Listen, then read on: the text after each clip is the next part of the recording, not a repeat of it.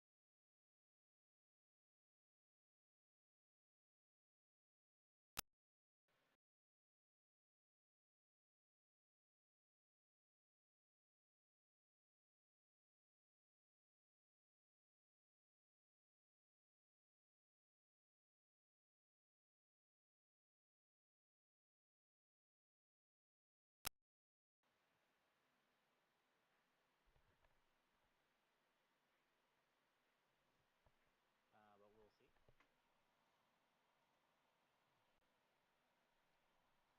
Alright, there we go. I don't know what the heck happened, but like my my headphones just like cut out all audio.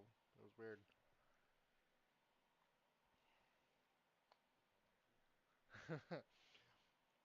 Who does IT call when things go down?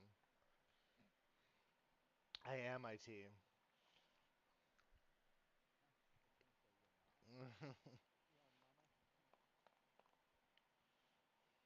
Fuck, I know more than she does.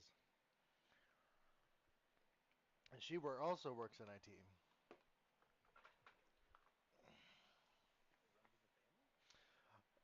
Actually, it does. I work for my dad's company, and so does my mom.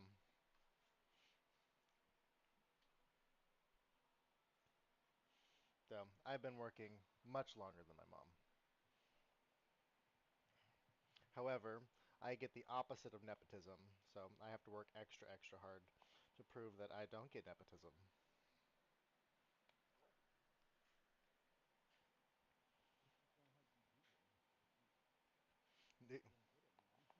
Yeah, I know. I gotta prove that I'm not special.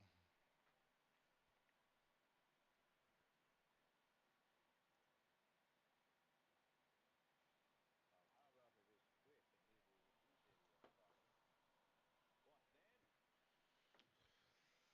Oh, I am so close to doing that. That's a rough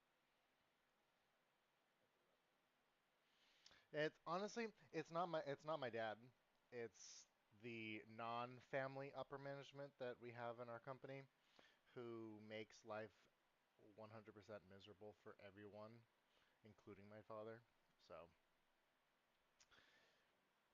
We have a our nickname for him is the he's the expert because he has to know everything, even though he's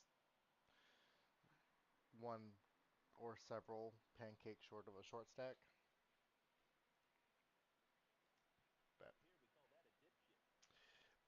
there are some very colorful words that I would use that I do use because he is a hard R stupid.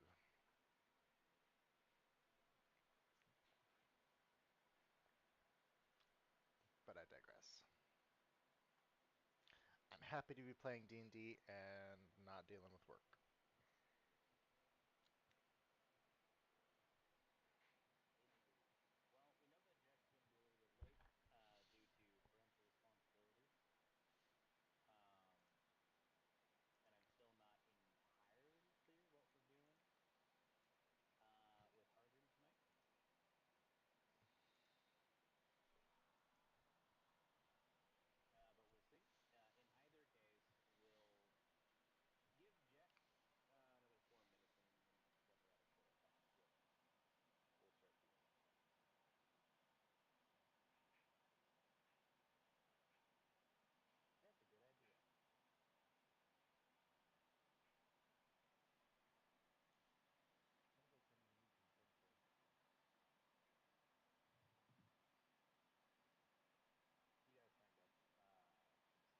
server. It's in the fine print. Oh, it's not a gift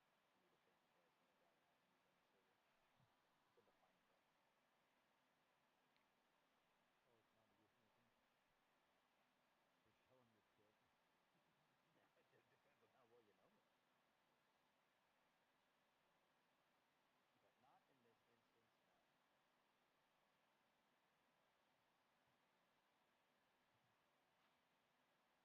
me. But not in this instance, no. I have, however, discovered the one thing that has kept me sane this week is they made a Great Gatsby the musical, and it, it being one of my favorite books, I have really enjoyed listening to the music. Right on. The Great Gatsby would be like a good story to adapt for the musical. I'm kind of surprised it hasn't happened sooner. Right? I mean, they've made two movies about it, and then the obviously the book. But yeah, I was. It came out. I think it came out last year, so it was really good. I like the music. It's fun. It's catchy. It keeps it modern while keeping that 1900s vibe. So it's fun. Nice Gatsby too. Oh yeah, that's on Broadway right now, huh? Wow, looks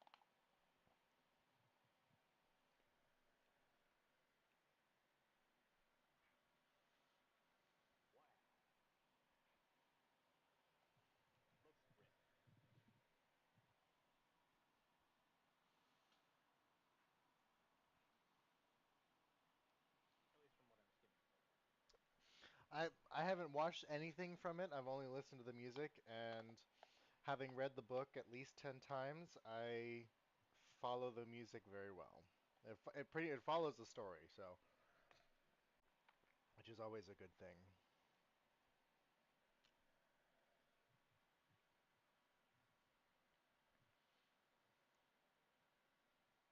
Looks like it's already getting nominated for awards for production. Oh, jeez.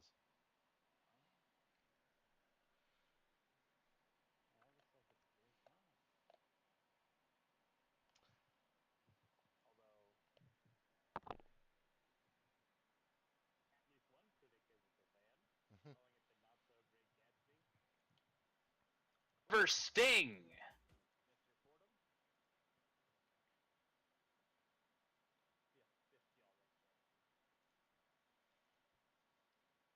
Mr. Fordham, fist y'all right there. Spoilers. Gatsby is not doing all right.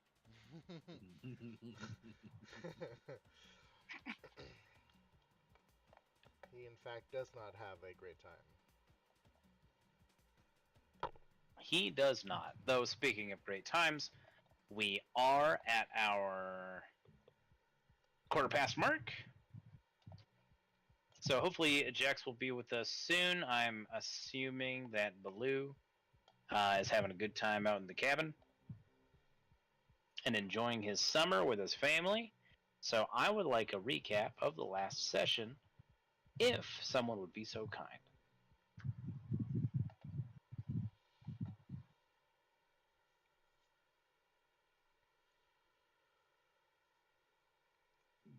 Vanifer appears from a fireplace, and she's sad she didn't get an invitation, but Jax Express delivers her one via a bullet.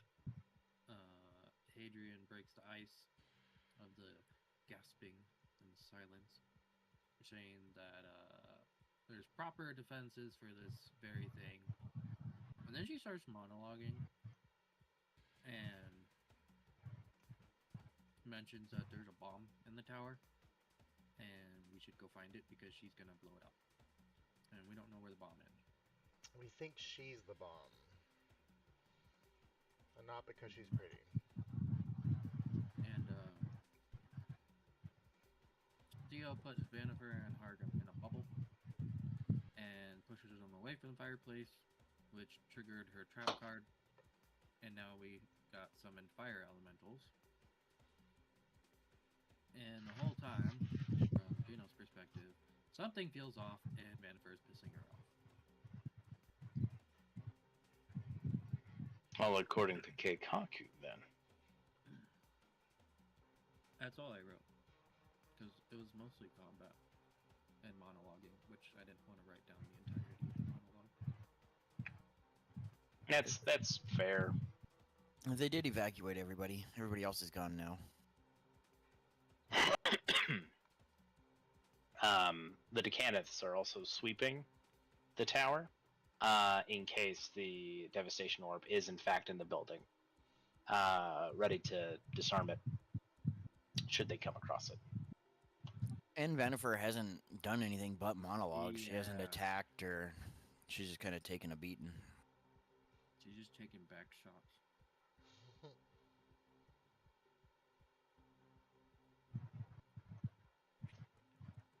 She is here to make people uncomfortable. That's working. Well, at the beginning of round 11, we are going to start off with a fire elemental who I believe is afraid of Shabazz. I can't see anything on the map right now. Am I supposed to? You should be able to. I can see me. Is a fire elemental on top of your token? Does that have something to do with it?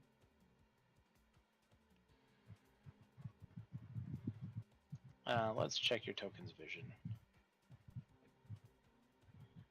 Vision should be on. Lighting should be on.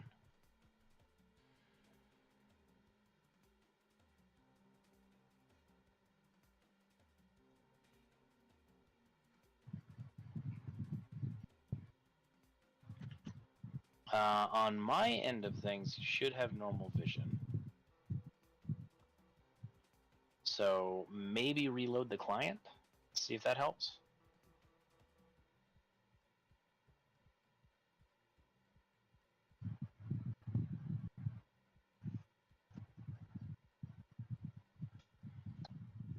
Because if you're just seeing a black screen, that is no bueno. No, you should be able to see the ballroom. There we go.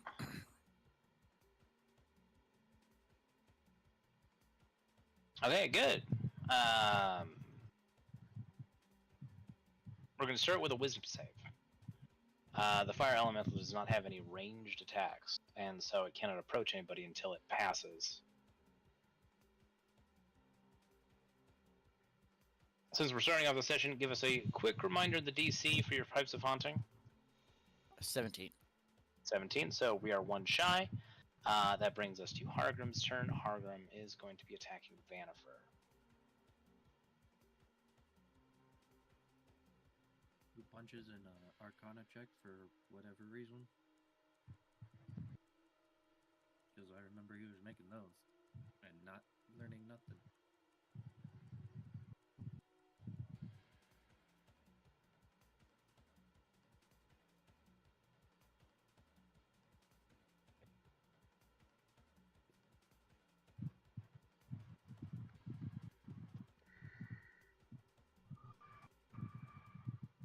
And because Baloo isn't here, the particulars of their conversation will be kept secret.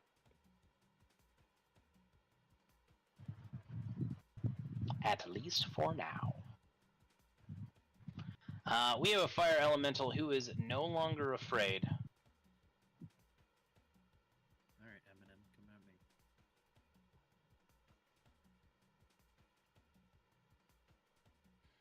Come at you?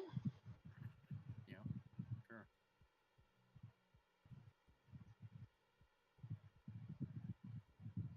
Where is our darling Shino, by the way? Seem to have lost track of her. Oh darn, what a shame. Oh, there she is. Also, I think we ruled that last time my sphere is up for 8 rounds as opposed to 10 rounds. Yeah, it's got a 4 left. So I got, yeah.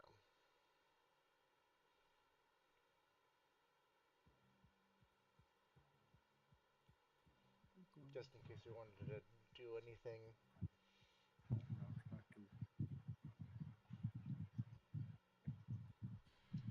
We'll just split the difference.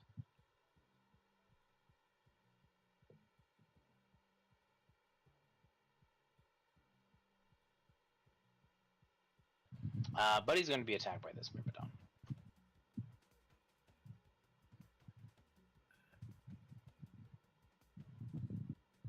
First things first. Doesn't get his flaming scimitars back.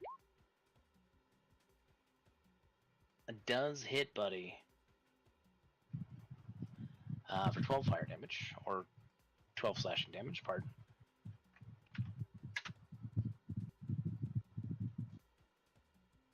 And we are asking for a wisdom save. That doesn't make it. A slowed fire elemental who is going to attack Buddy once.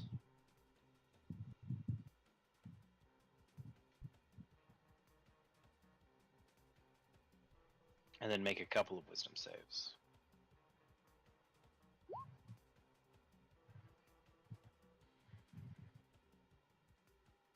Buddy's going to be hit.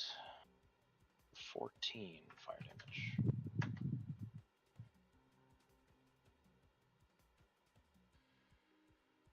He had disadvantage, though.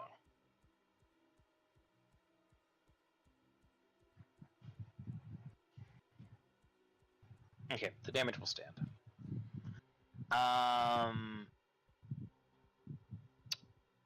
2 wisdom saves. I believe you hit him with slow first, Shabazz? Yeah. Or as I recall, so that means the slow drops, but the fear does not.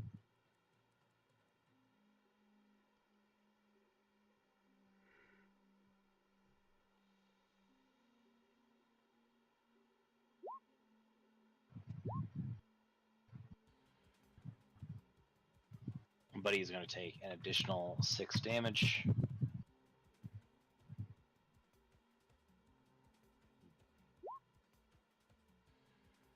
And the Myrmidon maintains his fear and slow. Shabazz, it is your turn. You do know your slow effects are about to dissipate soon. From what I recall, there's a couple of rounds left. Sorry. Slow's 10 rounds, isn't it? It is. I'm not saying like it's disappearing this round. It's just it's gonna be going away soon. I think I. Oh will... wait, never mind. We're at round 5, not round 11. I got confused with my bomb tracker. Pardon me. Please continue. I think I still want to try to take some of them out. Let's shoot at this guy. And we'll Eldritch Blast him. Get him. Get after him.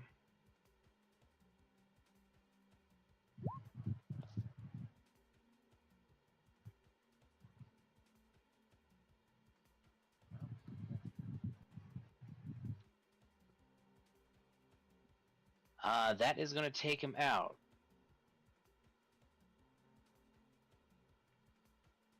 With a 9 force damage, you take him off the field. Alright, now see him. Second blast. 3 damage is not going to do much more than graze, but it is a hit. Third blast.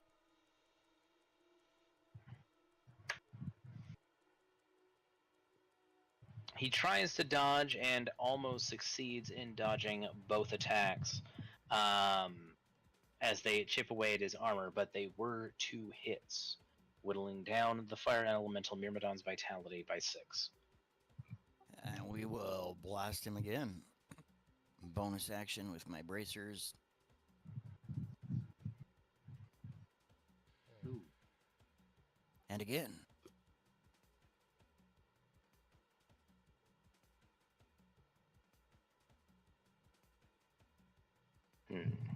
There's the last blast. If it doesn't kill, or it'll go on a different guy if it doesn't kill him. It does not kill him. A total of 8 damage is inflicted on the Myrmidon.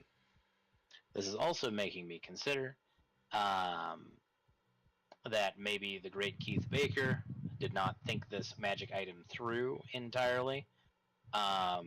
So I might be tacking on some limitations in the future, but not for this combat. I'm kind of thinking in instances with cantrips that have like a multi-attack like Eldritch Blast, it might be more fair to treat it like a form of haste where you only get like an additional one in situations like this, because this is kind of insane. It makes those magic items better than the haste spell. Just wait. Now Shabazz action surges. Now Shabazz action surges. Nothing I can do about action surge. Any movement or anything from Shabazz bonus actions?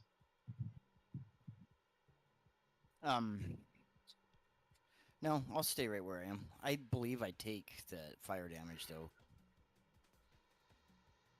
Yes. That should be because you are in the fire elemental space. 5 fire damage.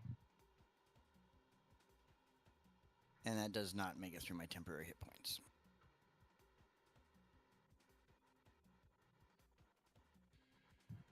We got anything else then? No.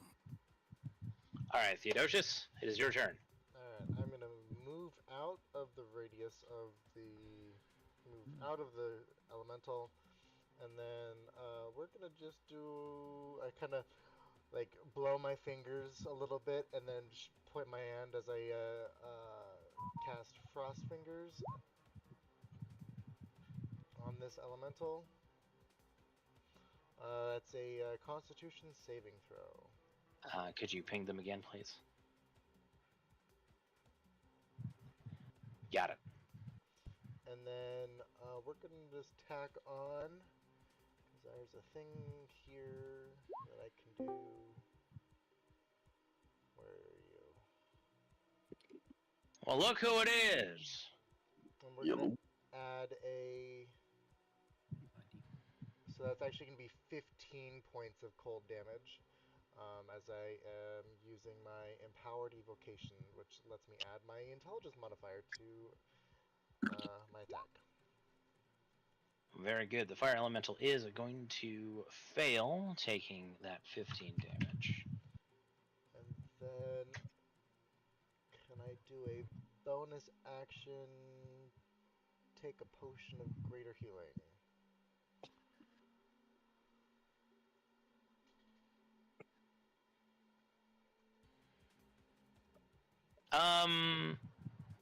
Yeah. Roll it.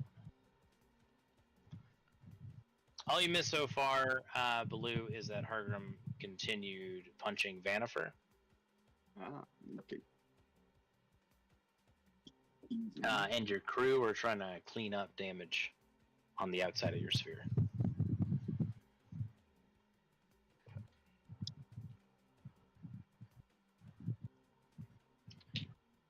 That's 10 healing damage for not Jax, for Theo.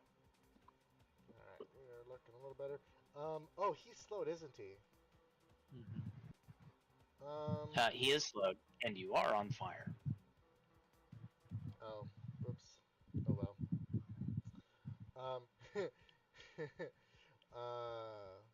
Can I use my movement to stop, drop, and roll over to like here?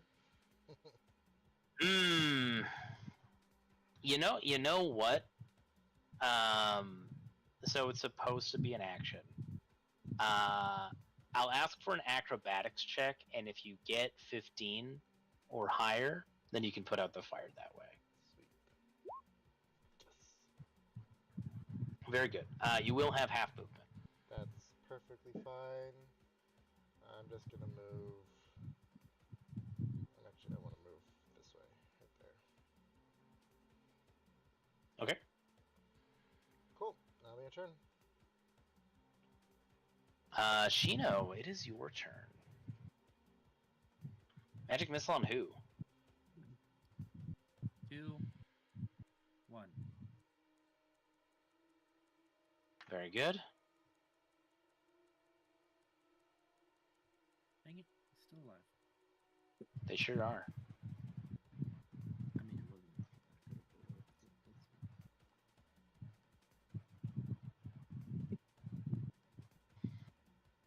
Any movement or anything from Shino?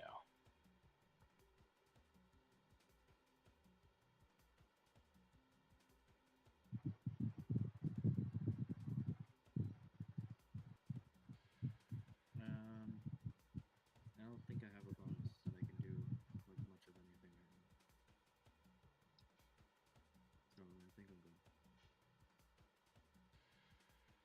Hoping to finish something off, but that's fine.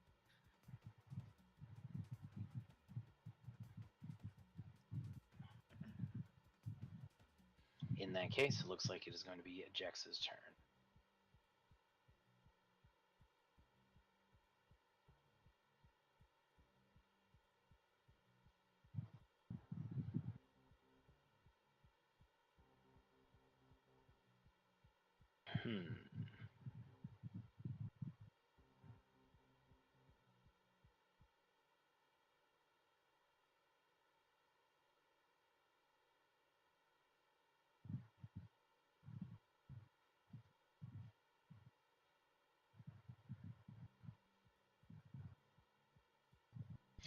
Jax is just going to keep it simple. He's going to attack the Myrmidon in front of him with an attack.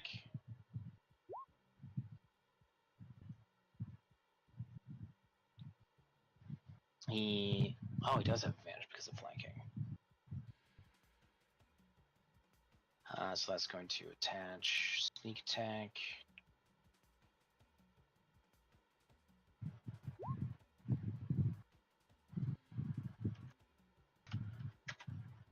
So that'll be 9 damage.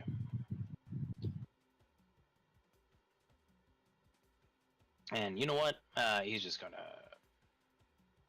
plug him with all he's got while haste is still up. Ooh. Nice. Too bad the sneak couldn't apply to that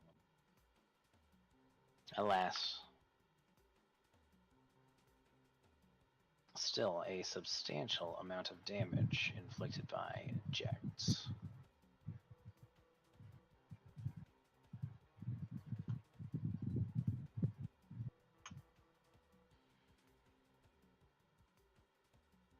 We have a fire elemental Myrmidon who can't move anywhere, can't do anything just yet. Fails a wisdom save. Bringing us to the fire elemental who is on top of Shabazz, will be attacking Shabazz.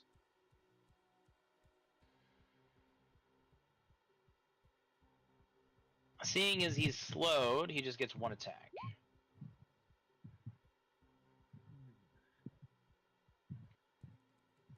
Does 17 get past your AC?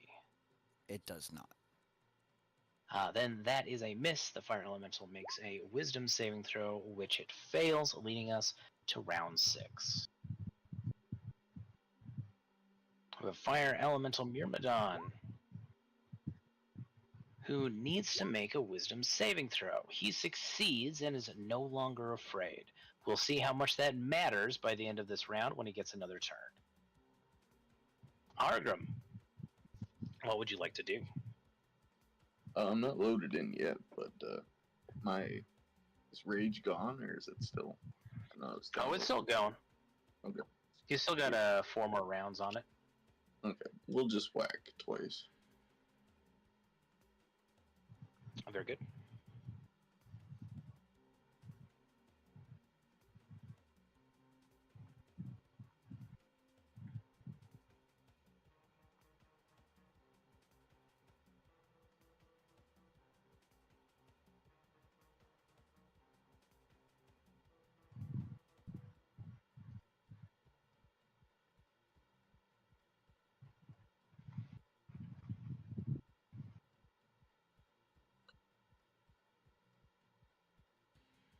Will they be reckless? Sure.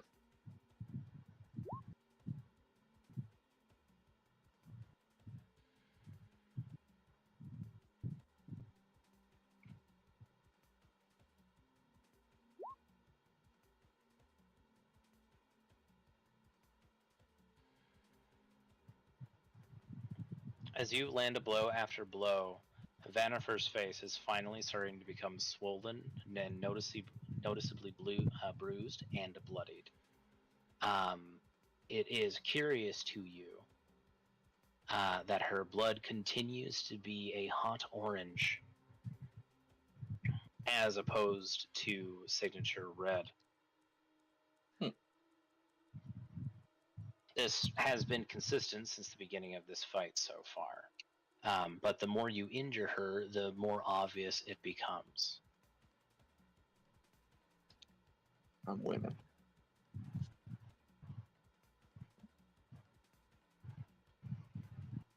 It does get to the point where she winces in pain, finally.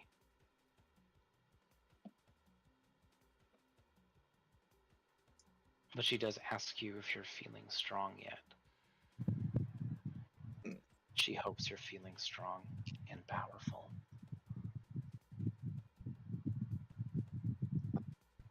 Very strong.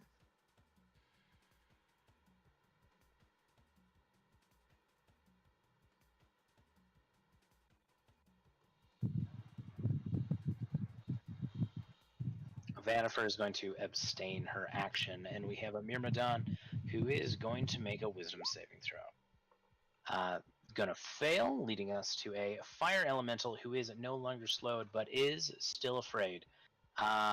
With disadvantage, being in front of Shabazz, will be attacking Buddy. Oh, and I forgot about Buddy. We'll have Buddy go. So first things first, Buddy is going to heal 10 damage. And then is going to attack this Myrmidon with 2 fist attacks.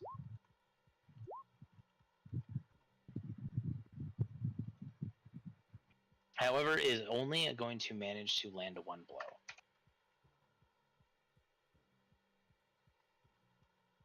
The fire elemental in turn with disadvantage is going to be attacking Buddy twice.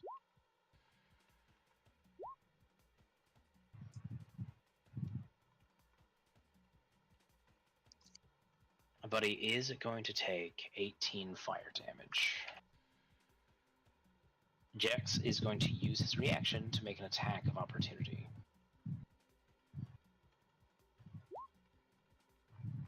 He did not have advantage on this attack, but that doesn't seem to matter too much. Dealing 11 damage to the elemental. Sorry?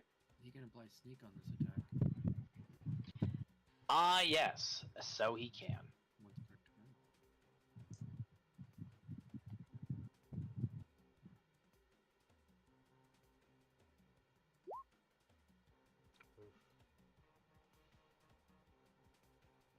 17 damage altogether to the fire elemental, bringing us to a Myrmidon, who is going to be focusing on Buddy as well.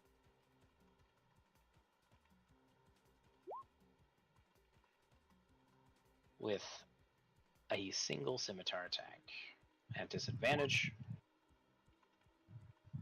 which is going to hit. Though arguably, the attack is negligible. The fire elemental needs to make a wisdom saving throw, which it fails. Since we take the first rolls in this house, as beautiful as those green digits happen to be, the Myrmidon will fail as well, bringing us to Shabaz's turn. Oogie. I know these guys have so many hit points. And I want to kill. Let's start blasting that bastard, I guess. Get him. Excuse me.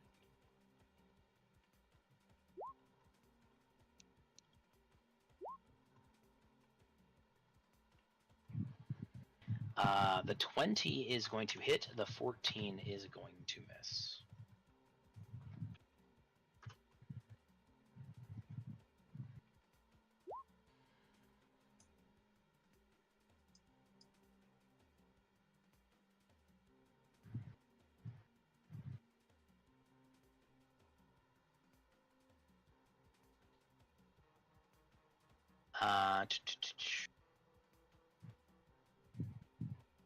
That second attack is going to kill the. That third attack, pardon me, is going to kill the Myrmidon. Nice. Alright, let's toss the other 3 blasts into this one. Very good.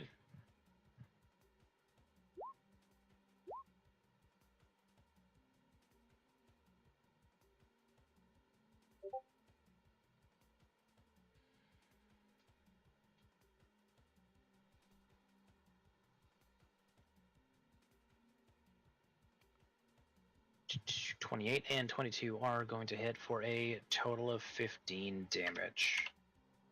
While it does not destroy the Myrmidon, it does gravely wound it. Anything else for Shabazz?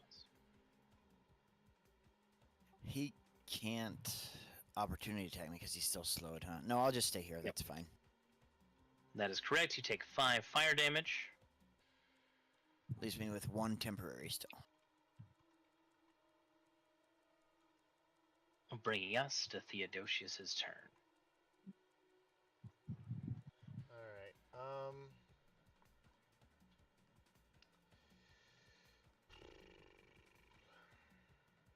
Range.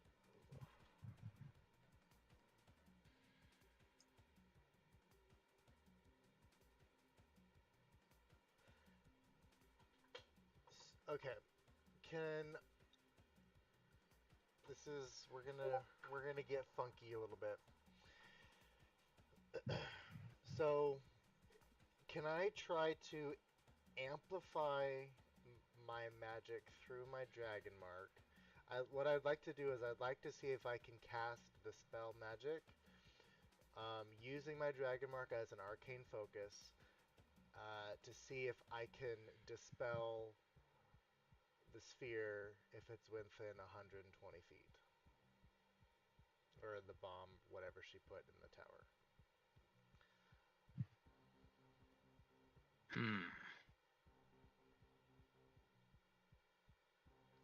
I mean, technically, that's what I do use is my dragon mark as my arcane focus. All my magic goes to there, but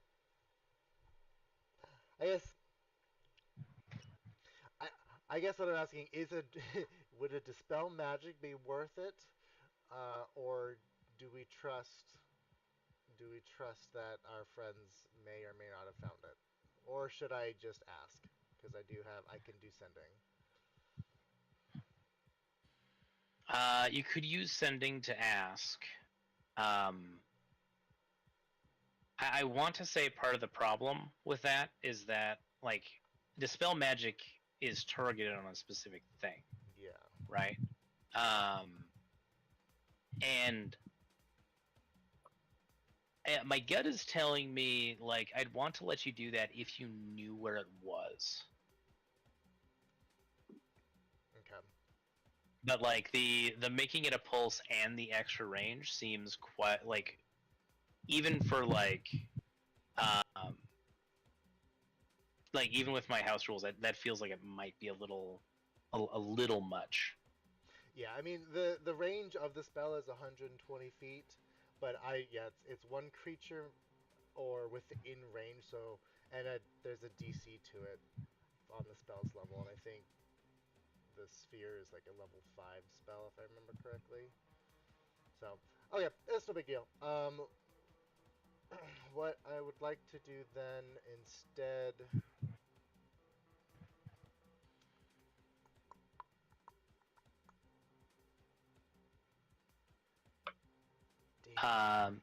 Okay, no, so I'm looking at the spell. There isn't any terminology that specifies that you need to know where it is. But I will say that you know it is not within 120 feet of you. Okay. That's. I figured. Um. Okay.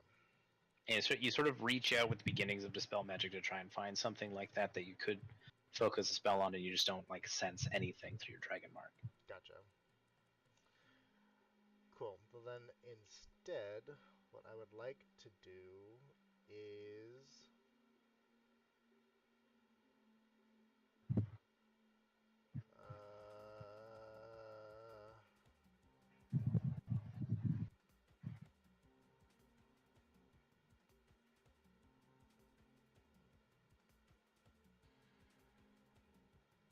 I would like to make.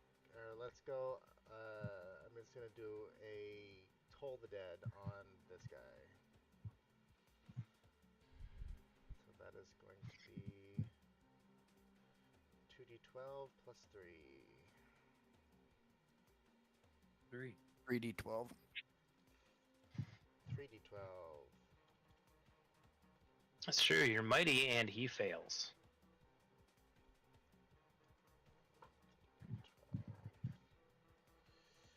12. Plus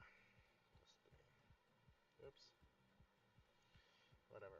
3d12. There we go. Plus 3, so 27 points of damage. Wow. Well, the Dead's necromancy. It's not evocation. You're right. So 24 points. 24 points of damage is inflicted. I want to give inspiration to Shabazz for keeping us honest. And then.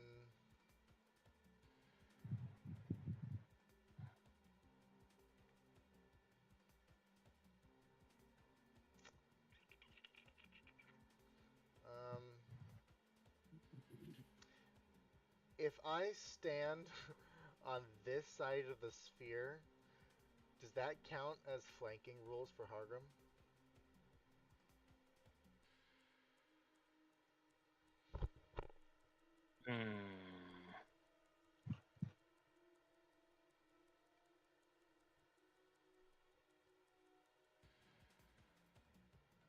Yes. Cool. Wait. No. Like, show me that again. Sorry. Right here.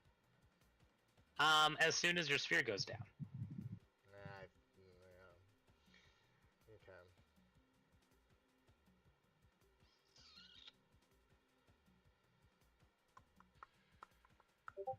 There's not much I can do then. All right. I'm gonna just stay put.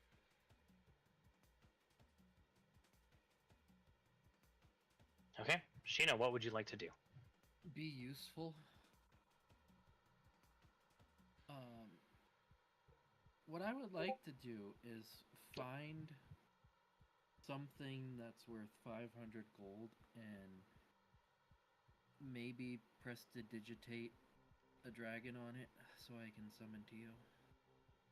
or just find something draconic that's worth 500 gold. But I think I've already tried that.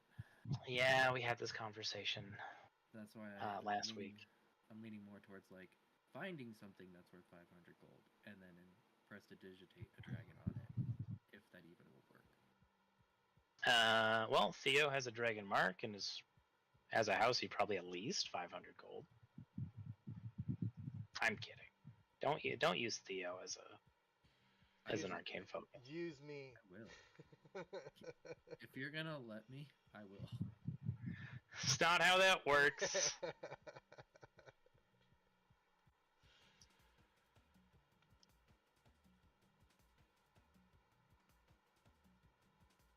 Because all my go-to options are not really a thing, and I did not prepare for a fight. So all I'm good for is looking pretty.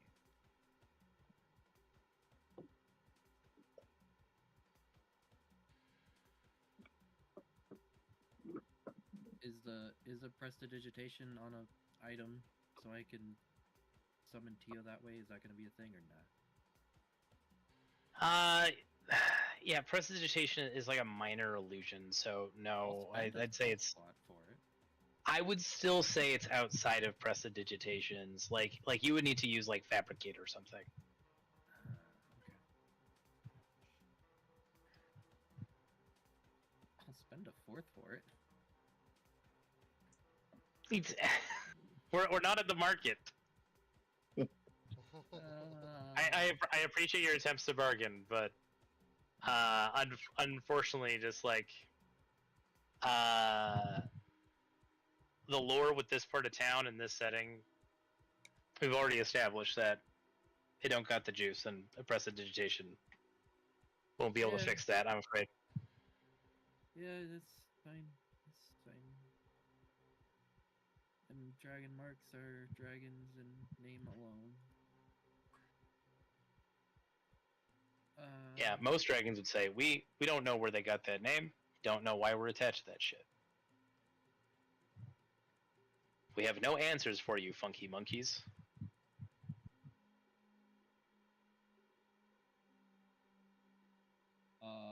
This might seem stupid. It's 30 feet, so let's try it. You're 35 feet. Let's, Oh, that puts me in threat radius. Because he's not slowed anymore.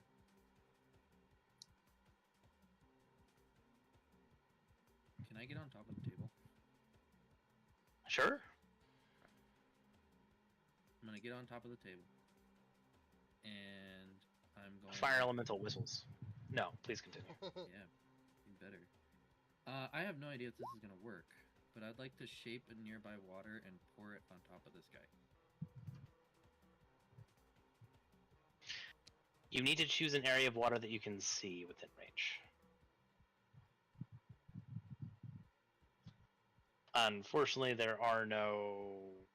Can I not use, like, water from this table and then pour it on him? I mean, I got movement. I'm willing to get close.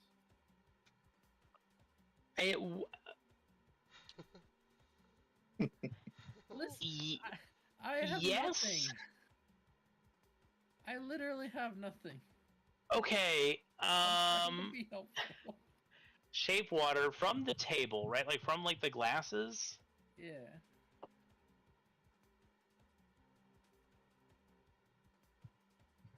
Maybe there's a nice Flow the water or something over there, huh? Sorry, say that again, Baloo. Maybe there's a nice bowl of stew or something on the table. Bowl of stew.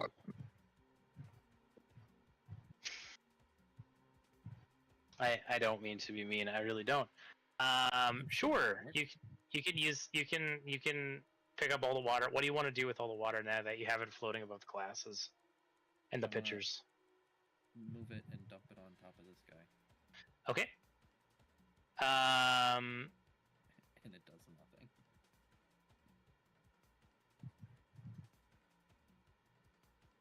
I am going to let him roll a dexterity saving throw versus your spell save DC. Cool. 16.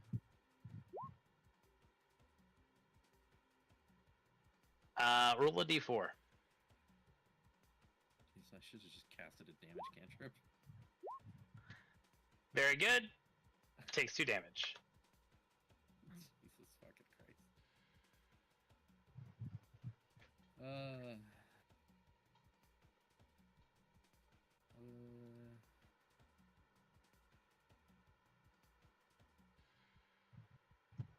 do I want to be here? No. I'll just move the same path back to where I was. And as my bonus, I'll just move Navi arbitrarily in a direction. Very good.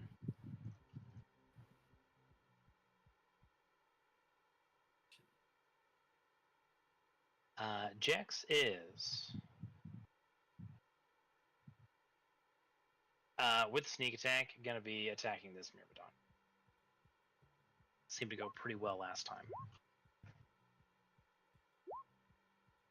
Hmm.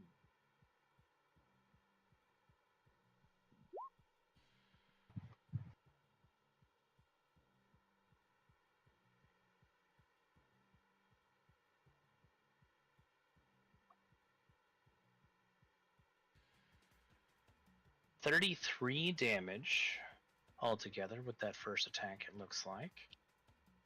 Which is not too shabby. That is going to bring the Myrmidon to 0, which dissipates it. Fizzles out. So he is going to turn pivot and send the next bullet, 16 damage, into the fire elemental. Which actually misses because he's not flanking with that elemental. So he didn't actually have advantage, which 11 doesn't get past the elemental's armor class.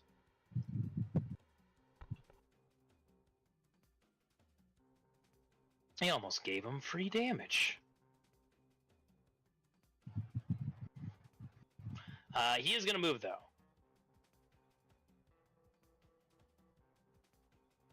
He is then going to command Buddy to move, which he will. Buddy heals 10 HP and will be attacking the fire elemental with a couple of punches. However, without a pair, they are still not flanking the fire elemental. So both of those fist attacks are going to miss, leading us to the fire elemental in front of Shabazz. Shabazz, a single punch is coming at you. That is going to miss. It's going to make a wisdom saving throw, which is going to succeed. He is no longer slowed.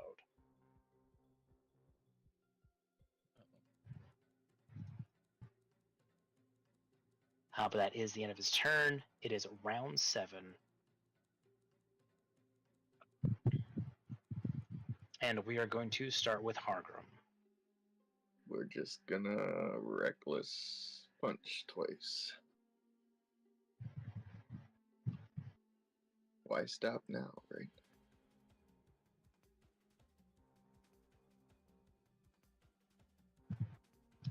Very good.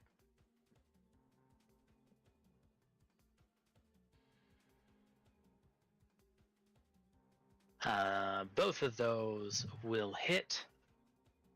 At this point, out of her pouting lips, she spits blood on the tile floor next to you, or the wooden floor next to you, smiles and asks you ever so sweetly if how you're hurting me, do you dream about hurting her that way? Also, welcome, Jax. Hello, hello. Hello, hello. Sorry for the late arrival. No worries, you killed the guy. Hell yeah, I love doing that. No, that hitchhiker that you hit, dude. He's We dead. don't- Hey, Rowan didn't see anything, we're okay. I'd be more afraid of the deer. If I'd like to hit her like that. No. I mean, I plan on beating it up after this gala, but not in that way.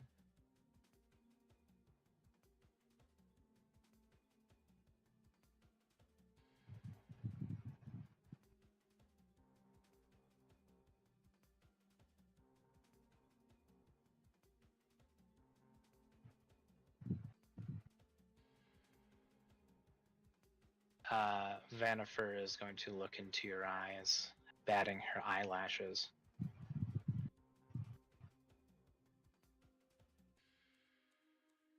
I wonder how honest you're being with me or even with yourself. Pretty honest, I mean.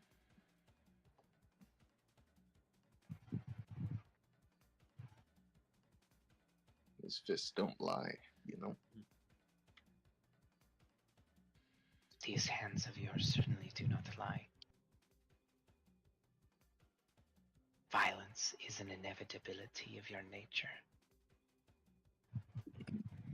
She almost purred in your ear. Sorry? Someday it won't be, but right now, yeah, it is. Well, a fire elemental is going to make a wisdom saving throw, which isn't going to stick. Still going to stay afraid and stay immobile because of it. We have a fire elemental who is going to be making 2 attacks with disadvantage against Buddy. 1, 2. Both of which are going to miss, but does get a wisdom saving throw, and is no longer afraid. I'm gonna see where Garb's at. Oh. Is extra afraid, in fact. A little steaming hump of coal lands on the floor as it looks over his shoulder at Shabazz. And ends its turn. Shabazz, that brings us to you.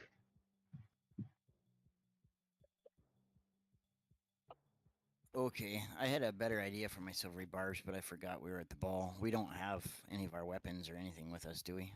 Correct. Well, you could have chosen one as an accessory. No, but you could give it to Hargrim or Jex. Is there any way I have my net with me? Would that be concealable? No. Having held a combat net like that before, no chance in hell. Are you a Those things are Hexblade? huge. Sorry? Are you a Hexblade Warlock? And it's your Yeah, attack I weapon? am. You Then it can doesn't matter. You can summon it. Does it cost an action to summon it? I believe it does. Yeah.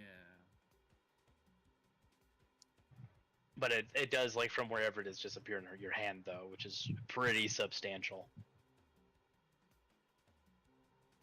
It's under the Pact Weapon ability. Or if you want to read it. Let's see if it does.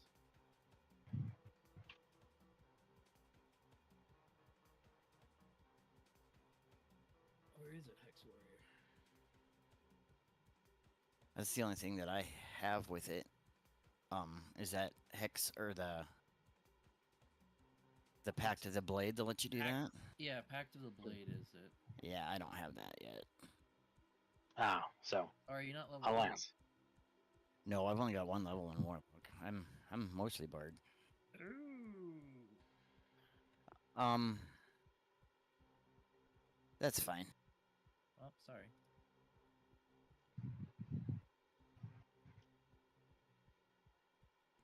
What would you like to do instead, then?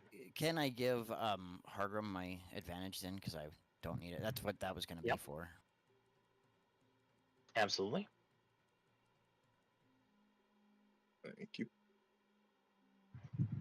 Yeah, and then we're going to do this. I'm going to cast Greater Invisibility on myself.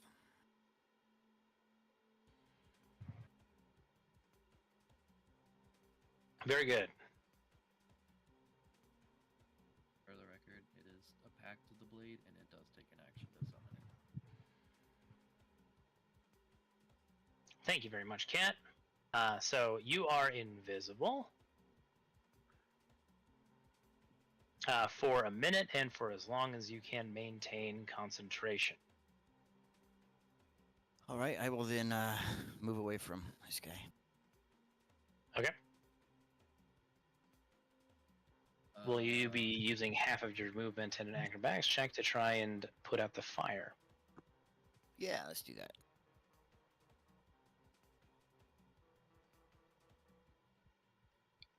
DC 15, same as with Theo. You said acrobatics, athletics. Acrobatics, just athletic. Oh, just jeez. Alphabetical. Screw you, spelling. That is a success. Your movement is reduced by 15 feet, but you are not on fire, so you don't take that 5 fire damage.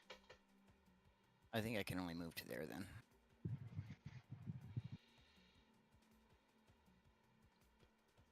Understood. If there's nothing else, then it is Theodosius's turn. Theo, you know this will be the last round. And at the end of your next turn, your sphere is going to go away. Okay. Let's go ahead and we'll just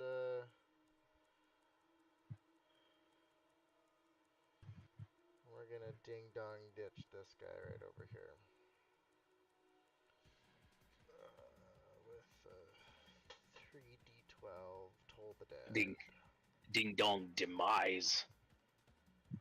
Wisdom saving throw for this fire elemental. Not sure if you guys noticed, they're not very good at these. Gonna be at 19 damage for the fire elemental, who's starting to flicker and fade away from the amount of damage it has suffered. Love to see it. How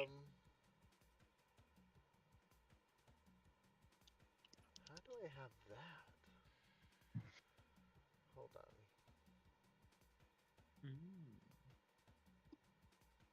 Oh, interesting.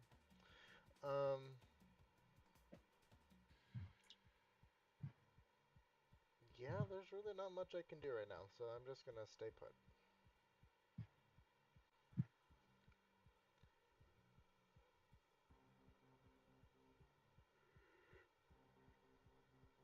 Very good. Shino, it is your turn.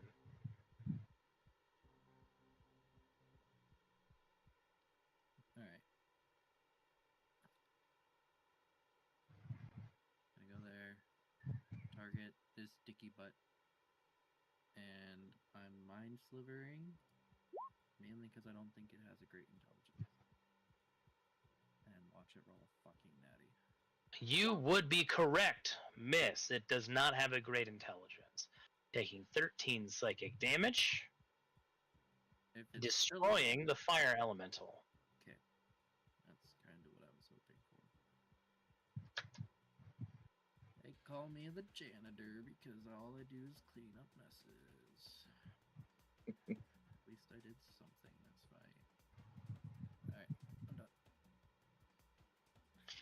Alright, Jax.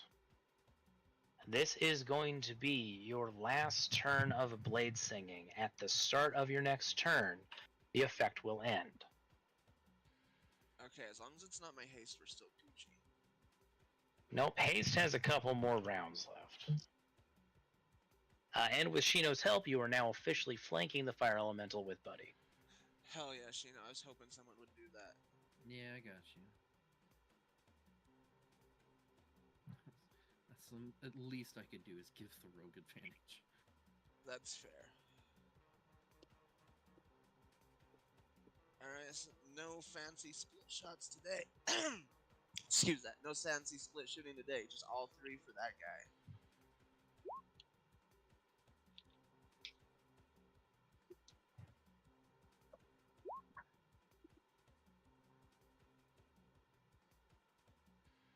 Literally a 6 and a 1 for sneak attack. I love it. Oh, the duality. It's going to be 2 hits so far. And my last shot. God damn.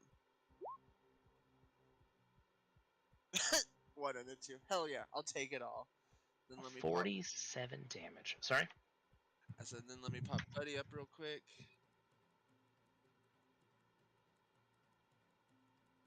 Toggle his advantage and hit him with that multi-attack.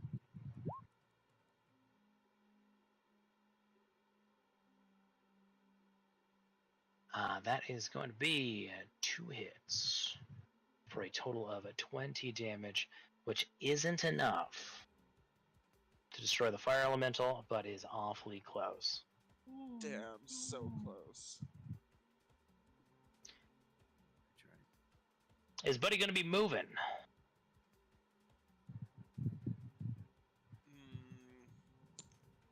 Nah, we'll just chill. Hopefully he'll catch these two when they start coming up. Very good. We have a fire elemental Myrmidon who's going to make a wisdom saving throw. Is going to fail, bringing us to round 8 and Hargrim's turn. Well, we'll just keep on keeping on. I won't reckless this time. I'll have the advantage on the first attack, though, from Shabazz.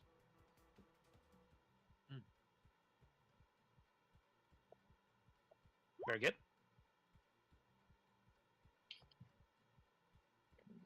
Normal.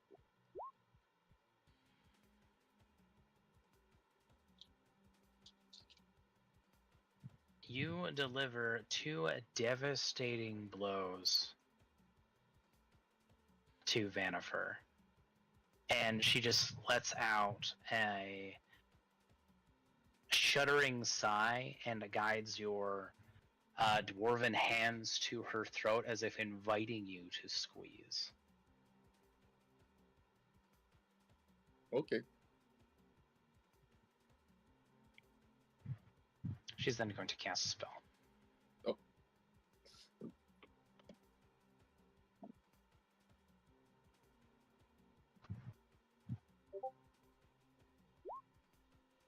I would like. That's a lot of words. Hold on. It is a lot of words. Don't worry about it. Give me a wisdom saving throw. The DC there is incorrect. Oh, no. I would like to drop concentration.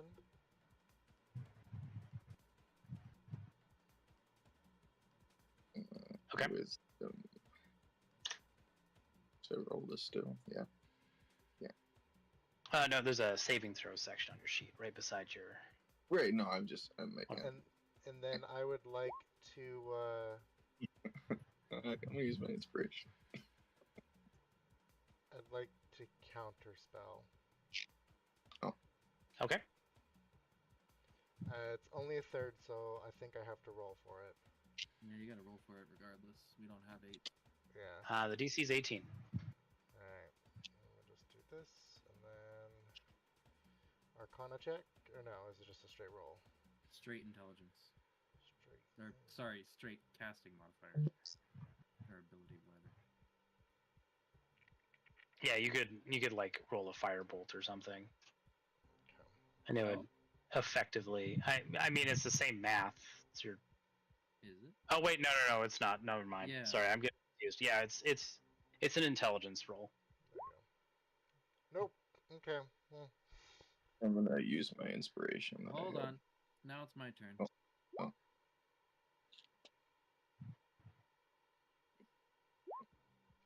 Oh! Oh!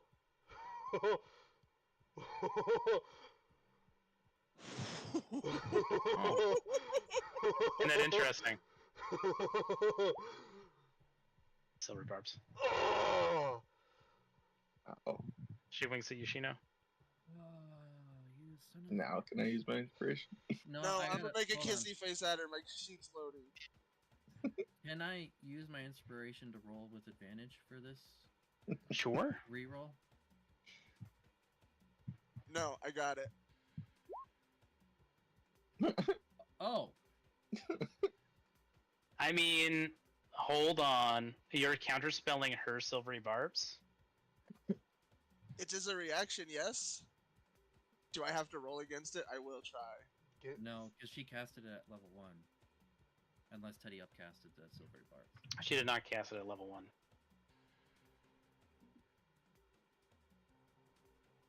So you managed to counterspell between your 3 counterspells. There's a wonderful rule in Pathfinder 2E that Yes. specifically states that in situations like this, only the first attempt means anything, and you can't gain counterspells. We aren't It's- playing that though. I was gonna say, to be fair, I only saw Shino's counterspell. I missed Theo's, so I will take mine back if we missed 3 attempts already. No! I mean, if you... I'm not No, gonna these tell are you rules what of to do. 5e. 5e lets you do this. Fair enough then.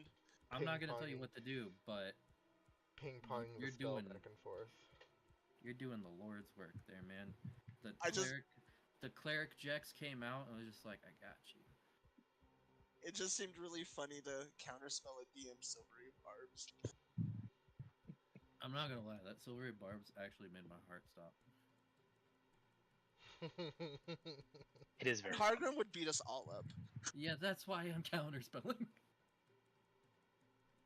I didn't want to, though. Just know that. That's-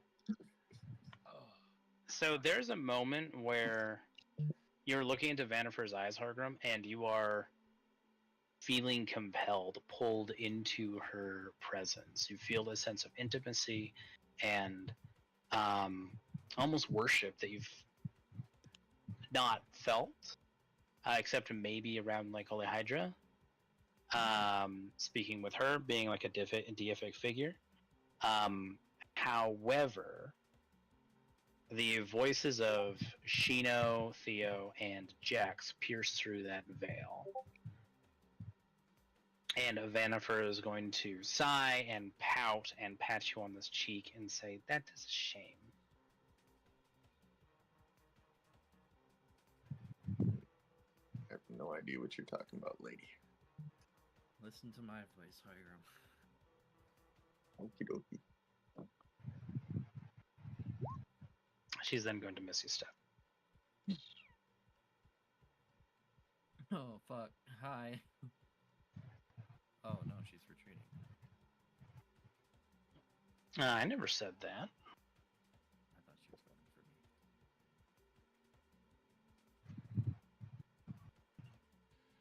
me. There is a change in her demeanor, however, as she stands up a little straighter and she squares her stance a little bit, and you get the feeling that maybe the games are starting to come to an end.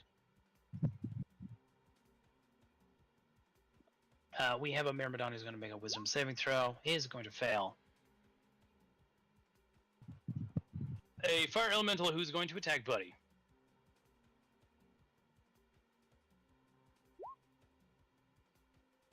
Missing twice, needs to make a wisdom saving throw, which doesn't hit 17. So it's Shabaz's turn. Hey, Teddy. Yes. Oh, wait, never mind. It got counterspelled. I was going to say Vanifer gets an advantage, but it got counterspelled, so never mind. Sorry. Believe me, I am wildly aware, but thank you. Shabazz, it is your turn. Do we think she's running away? No. It doesn't look like it, no. This looks like the real fight is going to start now.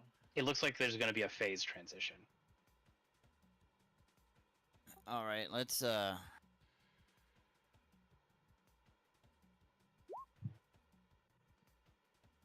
Hexblade Cursor.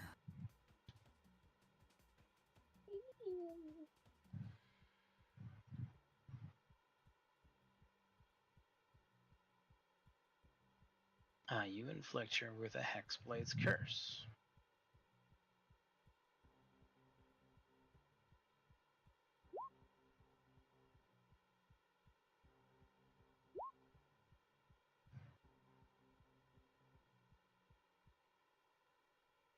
And inflict 8 damage to Vanifer. Plus my proficiency bonus times 2, so 8 more.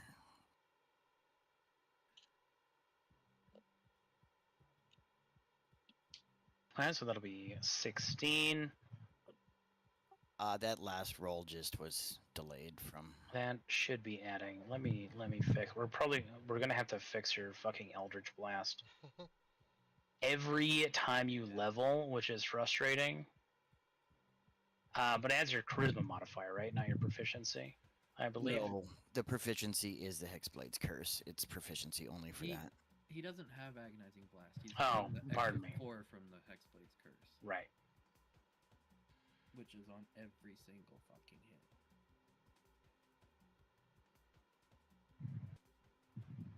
Oh, there's still something we can do. Hold on. Can you make it checkable like you did the AC? That's what I'm I don't- doing right now. Yeah, you could add a global attack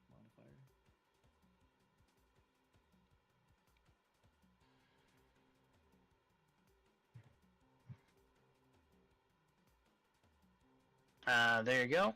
Go ahead and just like roll another set of damage. It won't count. We're going to take these rolls, but just to check that the checkbox is working.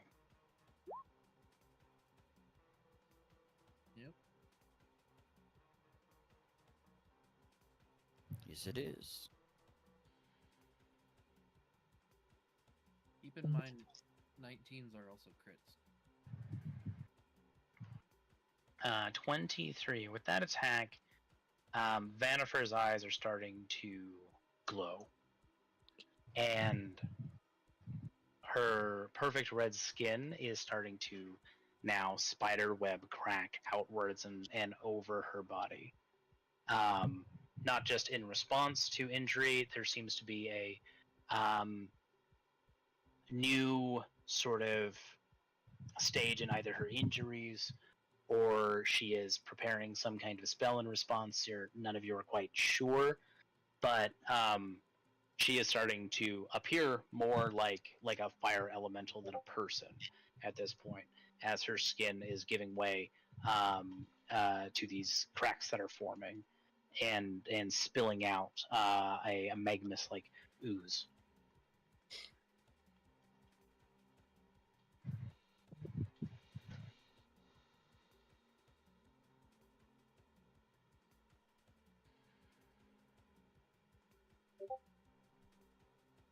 When you do that, though, Shabazz, you do notice something a little disturbing. She makes eye contact with you.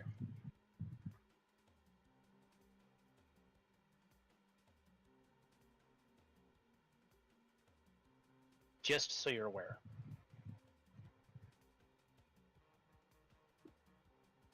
All right. Shabazz is the bomb. It was the friends we made along the way. No. She has special sight rules and can see Shabazz. Though you are invisible to every other entity in this combat, as far as I'm aware.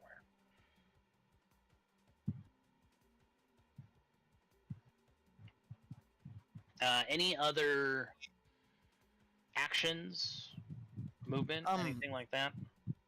I left my Pegasus outside, but can I give him the telepathic command to book its ass in here now? Sure can. He'll be on his way.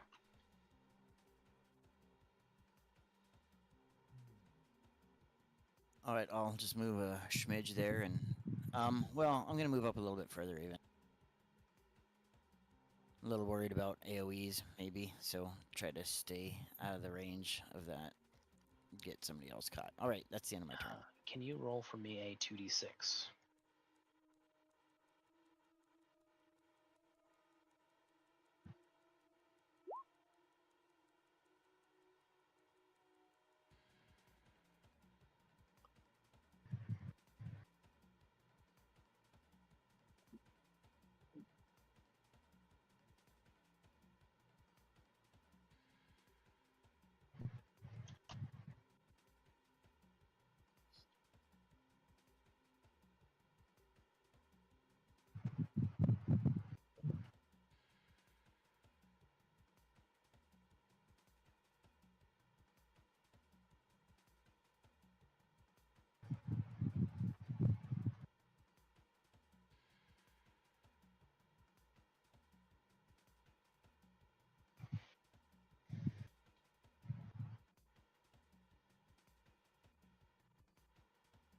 Very good. If that is your turn, then I believe it is Theo's turn. All right. I would like to cast Shatter on the fireplace.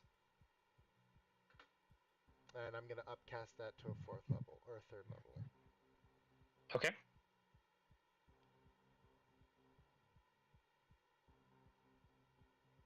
Maybe.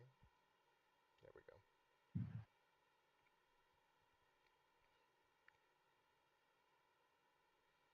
And that's an evocation, so we're actually going to do an additional 3 points of damage on top. So that is 20 Very points of thunder damage.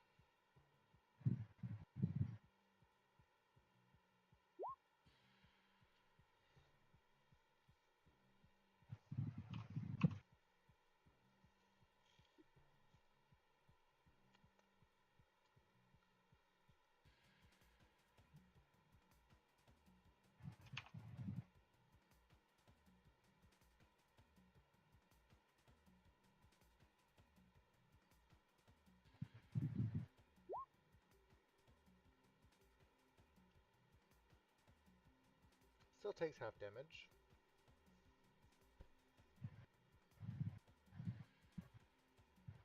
So 10. I mean, that's 24, you said? That was 20 points of damage, so she takes 10. Okay. The fireplace explodes outwards, spreading embers and coals everywhere. Vanifer winces, but she is still on her feet. Anything else, Theo? Does it look like she's been injured at all? Yes. Okay. She has lacerations and bruises all over her body. They are just manifesting like a molten rock or steel. Gotcha. We're just gonna walk away. Actually, because it's an excuse to talk about Kaga,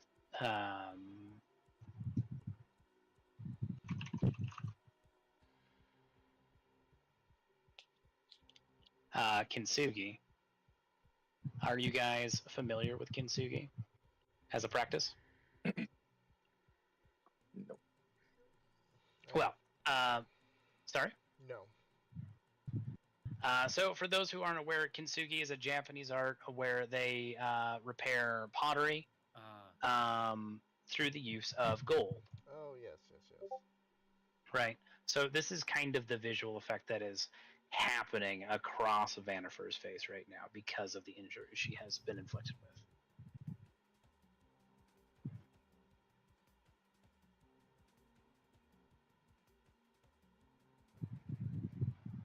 Anything else from Theo? No. We're good for now. Shino, it is your turn. What roll could I make to determine what the fuck happened with the fireplace and Theo's shatter? Theo blew it up. Yeah, but Vanifer winced, didn't she? Yeah, because it blew up behind her. Oh. She took thunder damage. It hurt. That's all that was. Sorry to be anticlimactic.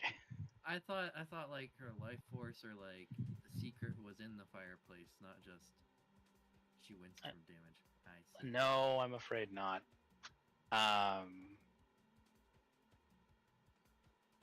Yeah, it's meant to be an indicator that maybe her stamina is starting to run low. Okay. Well, that changes what I was gonna do.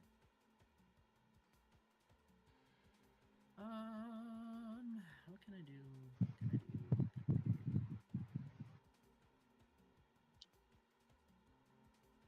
I can kick myself for preparing such shit spells.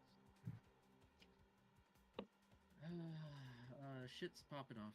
I think I'm just gonna do that again.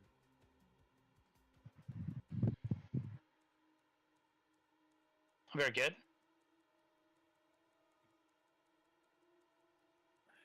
I'm very scared to haste Hardroom because if I lose that con, then he's lethargic.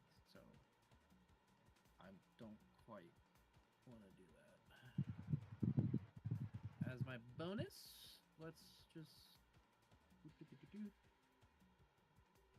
do that, and I'm gonna stay here for flanking purposes and end my turn. And Jax, what would we like to do? Okay, if Buddy acts on my turn, does he have to act after me, or can he act before? He acts at the end of your turn. Okay.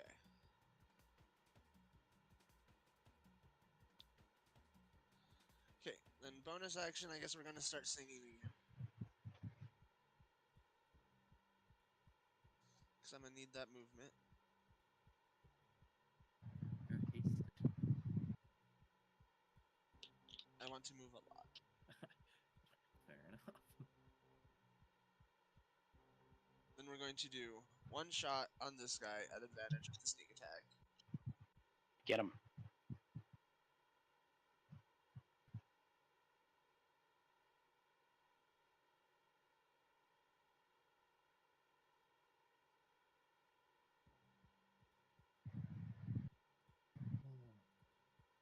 That takes him out. Oh, nice.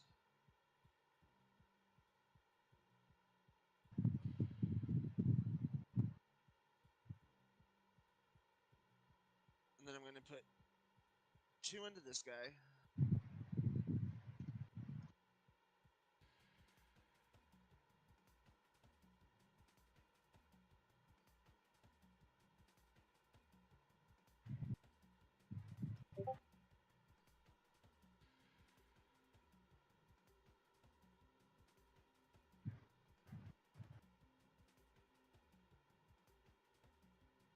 Your first shot is going to take him out.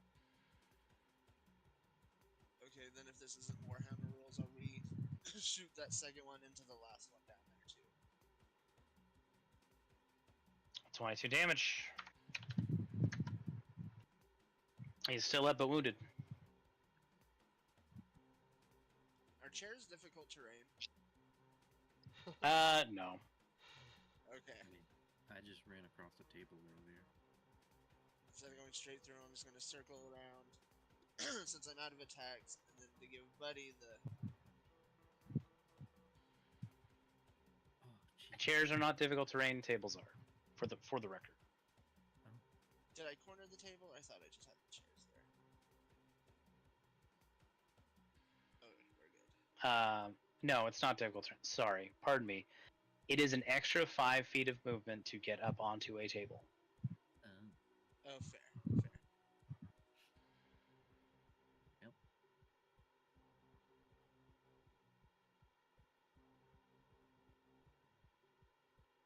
That's going to be 1 hit. 12 damage. Not bad, Muddy. Not bad. That's your first big miss.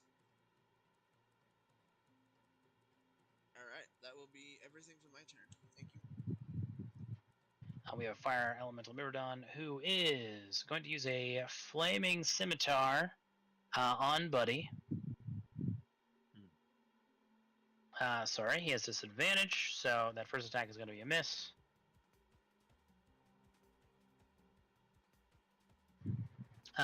Dealing 11 fire damage to Buddy. Makes a Wisdom saving throw, which fails. I'm on my way, sir! You get telepathically, Shabazz. There's some valets who are suddenly experiencing a unexpected problem. Argrim, it is your turn. Oh, good. We're just gonna...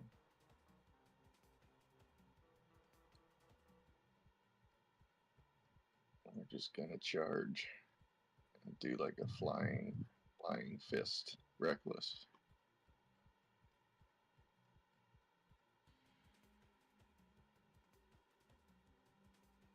Very good.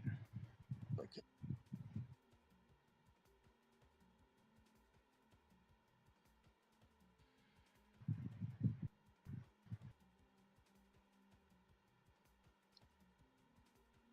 Oh. That's a nice one. That is a nice one. You cause her to stagger. Oh, Impressive that she's still on her feet, considering that she's on heels. Then I'll follow it up with an uppercut.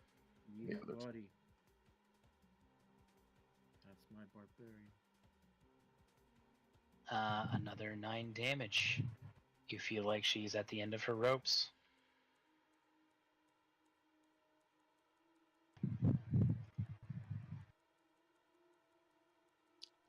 And that's it.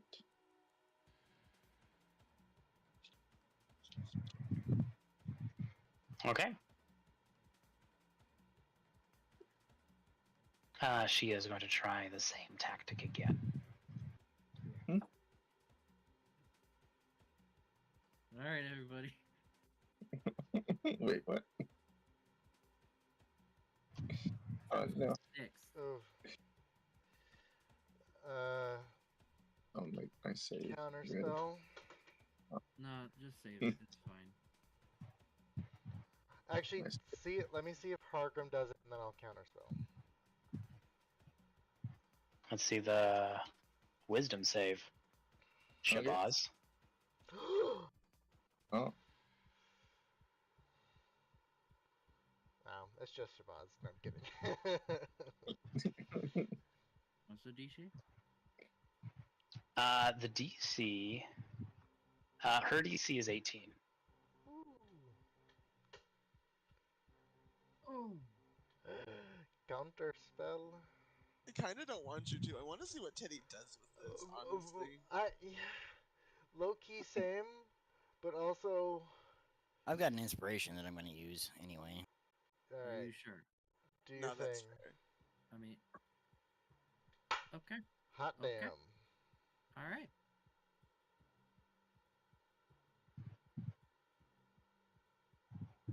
Well, you just barely managed to resist having to tap into your inner reserves of willpower to do so.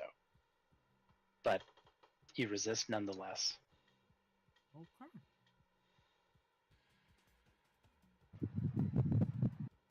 I feel like Teddy's targeting the wrong person to dominate.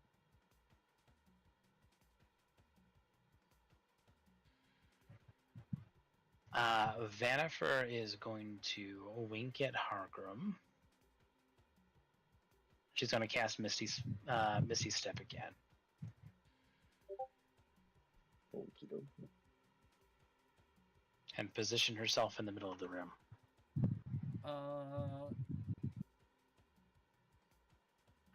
A free action telepathically say, move back. I feel like Big Boom from Origin Point, Vanifer. That's essentially what we've kind of thought for a while now, right? That she's going to be the explosion. Out first.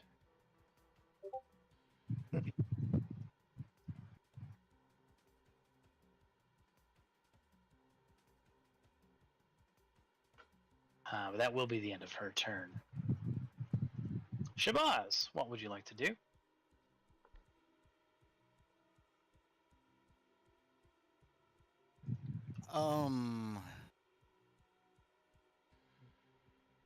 I'm reading through some spell word in here real quick. Oh, fucking snug.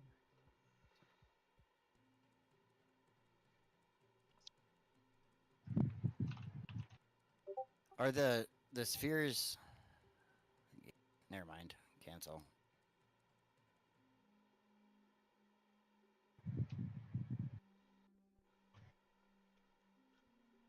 I know I probably just shouldn't assume that she's got legendary resistances, but she probably does, huh? But blaster.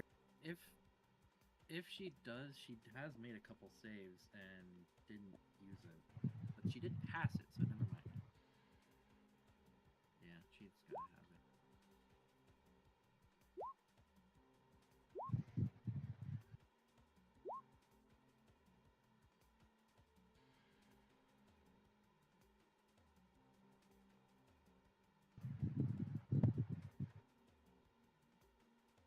Pew pew pew pew pew. Wow, That's that's how a that lot. goes. That's a lot. That is many math.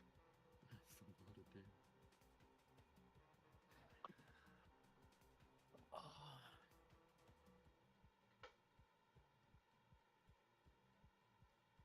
of damage. Yep. Vanifer is going to go down.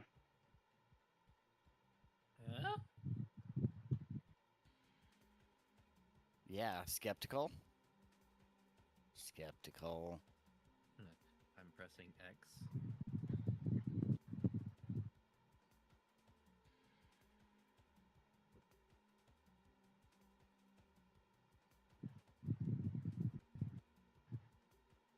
X, why would you want to? Why X? To doubt? I doubt.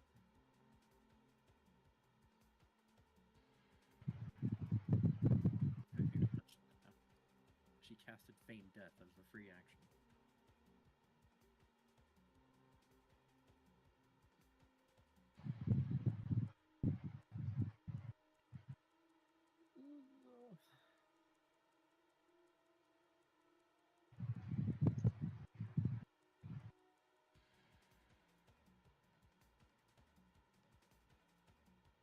I mean, probably fair. This, since her appearance in this entire fight, I've just had a bad feeling.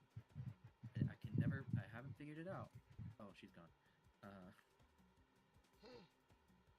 But I just haven't fucking figured it out. Hell yeah. Her body explodes.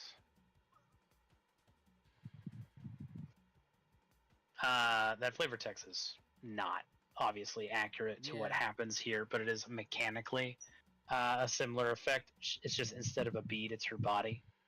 Yeah.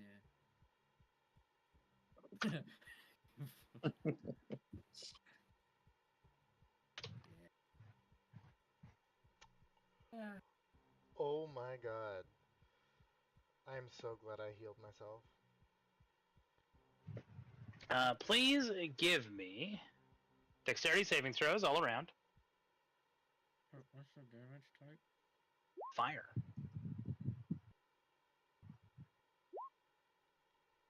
I am going to use.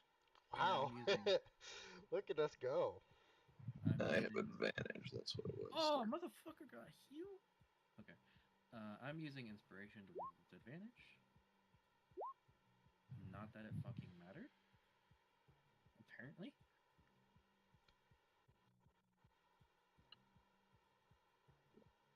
Okay. Well, if it is fire, Jex has the right idea.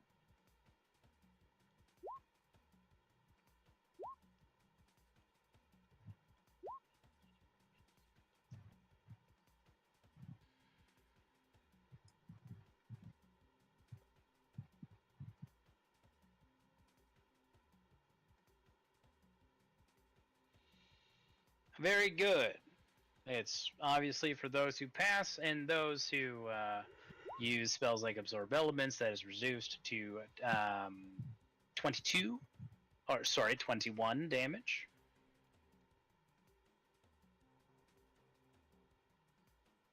Yeah. For Jex, does it go from 42 to 21, then 21 to 10 or 11? 21 to 10. Okay.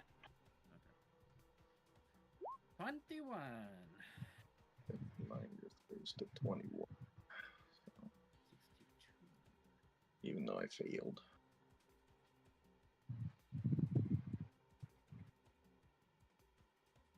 What was the blast radius on that? The whole fucking room, I'm guessing?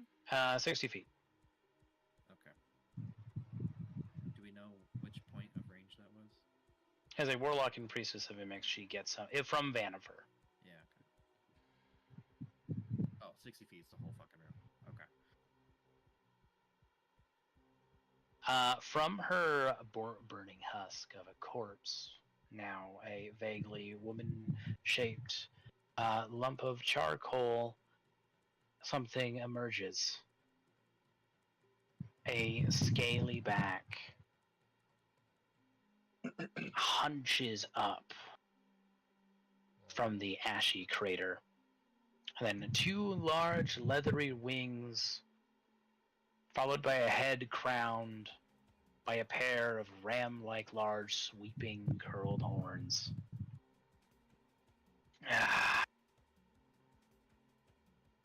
I suppose every good masquerade needs to come to an end. Oh my.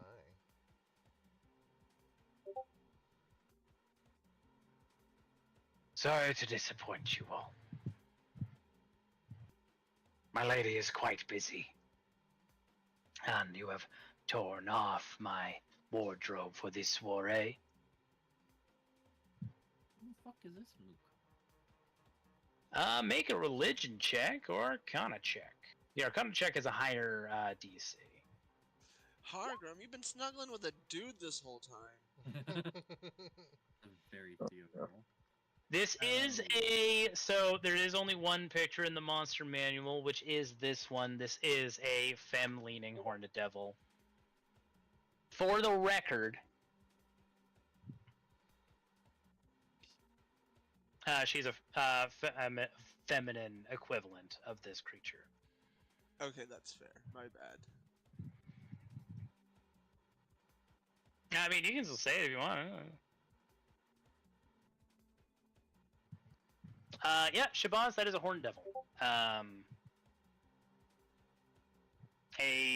A denizen of the evil, darkest pits of Kyber.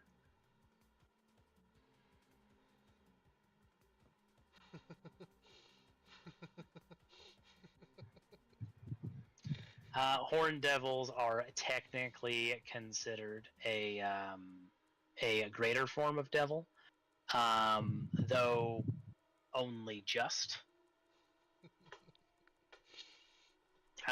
Among the infernal hierarchy, of which before you get to like the named devils, right? They're sort of ranked from 1 to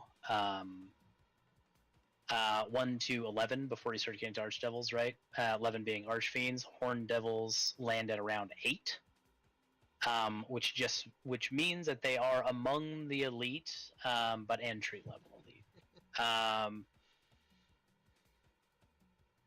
Finkel is Einhorn. Devils in Eberron have a wide range of powers, but in general, Eberron devils functionally are the same as like their equivalents in other settings in 5e.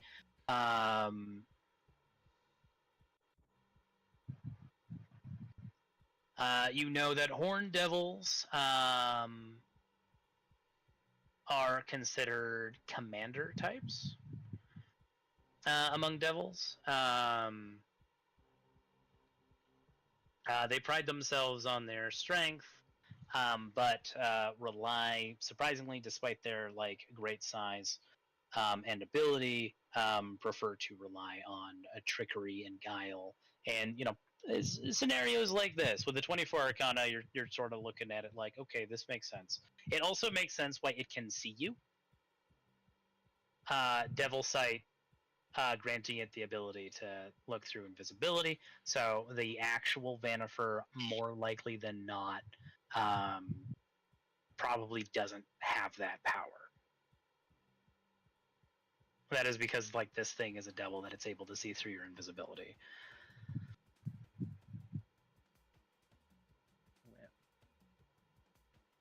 Oh, wait for my turn. They serve as flying infantry when operating in Hellish legions, and despite being considered greater devils, they are the commanders of units, but they aren't the leaders of armies, if that makes sense, right? They are still sort of followers to a fault, especially to those who like browbeat them and intimidate them, which you imagine, if not Vanifer herself, then her boss Imix most certainly has. So just to get ahead of any schemes of like, well, maybe we could intimidate him and press him into our service. He is going to be more scared of Imix than he is scared of you, and will not be afraid to die, because should you defeat him in combat, he just returns to Kyber, no skin off his wings, right?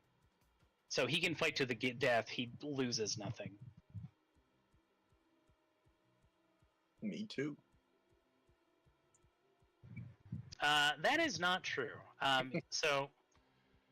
This Horned Devil seems capable of some spellcasting. You are not sure, Shabazz, if that's whether or not it was embodying, impersonating, or being controlled by Vanifer. Even with a critical, that's still a little bit up in the air.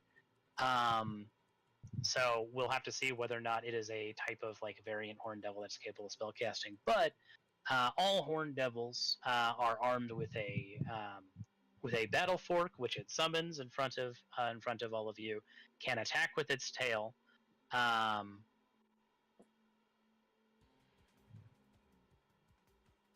Which can inflict an infernal wound, which will do persistent damage.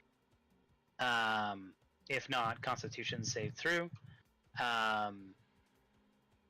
But such a wound will also close with magical healing.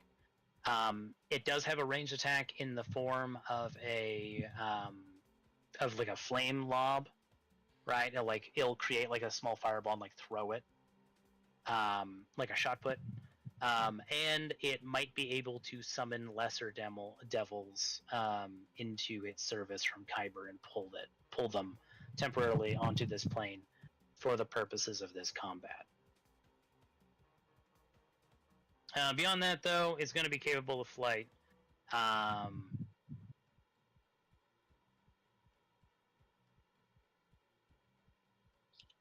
can see in the dark, can see through invisibility. There's very few things that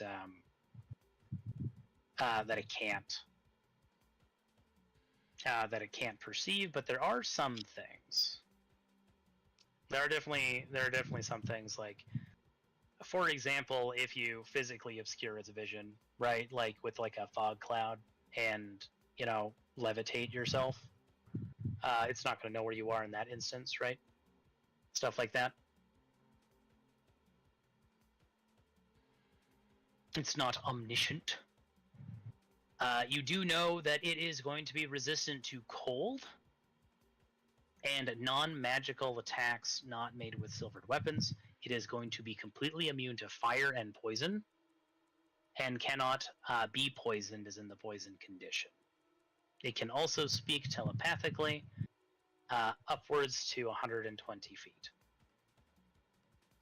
It is also going to have magic resistance, so it has saving throws against spells and other magical effects. Oh, I should have brought a weapon. that changes what. Why are you surprised? You played through Descend to Avernus. I know.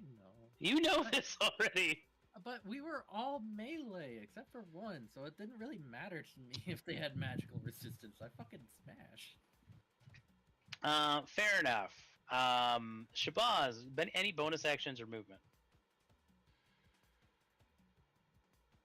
I don't have a bonus action because unless the first 3 blasts killed her.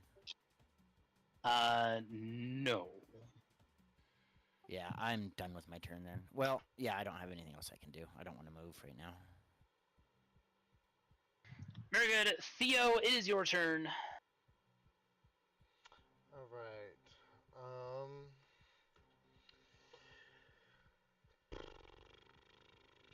Well, that changes everything.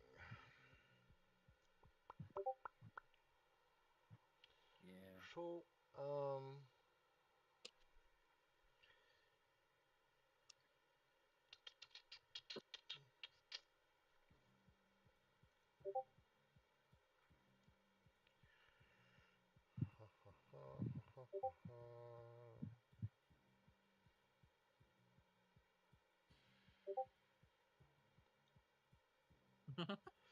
I would like to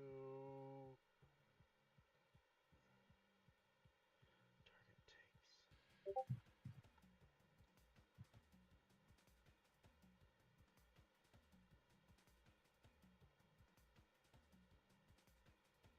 Oh, that's range 30 feet.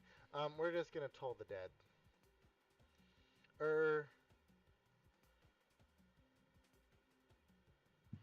I take that back. We're gonna do a little mind sliver. 3d6.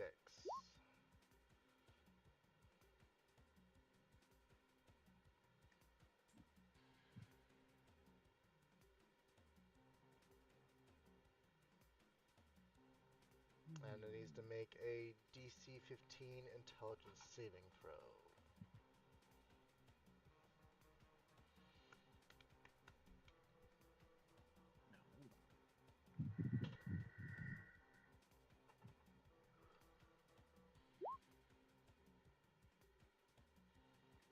Sweet. Oh wow. It now must. It will need to subtract a D4 from its next saving throw. Oh. Oh, okay, that then does change everything. Magic resistance doesn't help. If it rolls a fucking 10, Nope. even with advantage. And then I'm gonna run away. We're going. We're just gonna go like crouch behind this chair. Theo, you're amazing. Interesting question, Shabazz.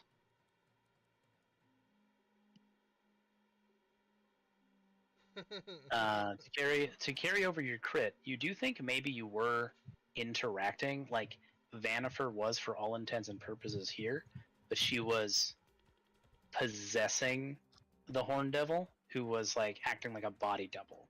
Like it was still her, casting spells, doing things, talking, and then as soon as that shell was destroyed, the body devil underneath ended up being revealed. Almost like a super powerful, weird transmutation alter self. Exactly. Vanifer, out of the 4 prophets, by the way, she is the one most explicitly set up to be a final boss of this campaign. For the record. Right, so sorry if I missed it. Is there anything else, Theo? No, I'm good. That's it. All right, Shino. Let's take our turns, and then when we get to the end of this round, we'll take our break. Yeah. Okay.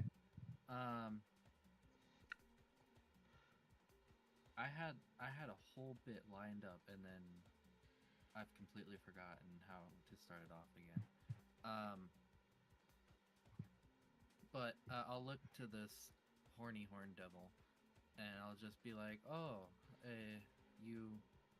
we lost a Vanifer, but gained a. Do please introduce yourself to us?" She's gonna wag her finger. Fine, playing hard to get. Listen, I know them rules. Fuck out of here. Take an intelligence save with a minus D4. Oh boy.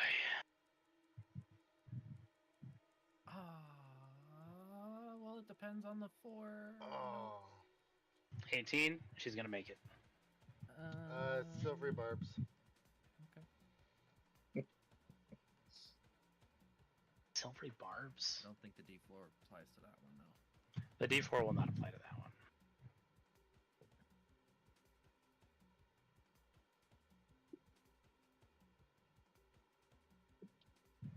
There we go. And I'll put that up. Here, a quick Google check for you degenerates. Well, there you go. Ew.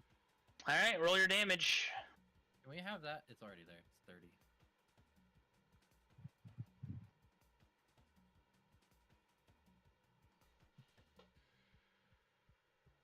She is incapacitated.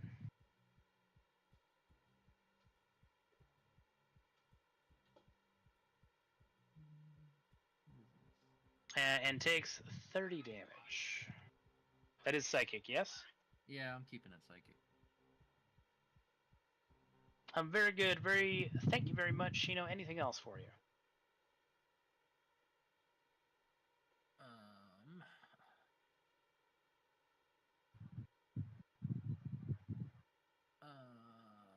That's a very good question.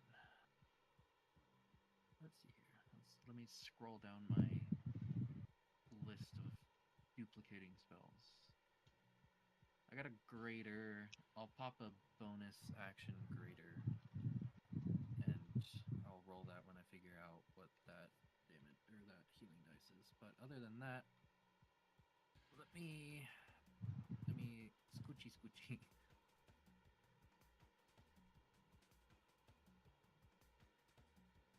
That's my turn. That's my turn, but I'll roll for the healing.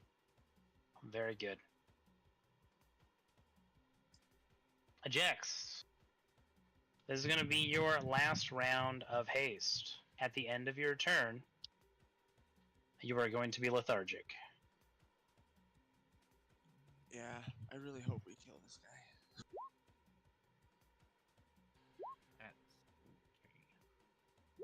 okay. 29 is going to hit.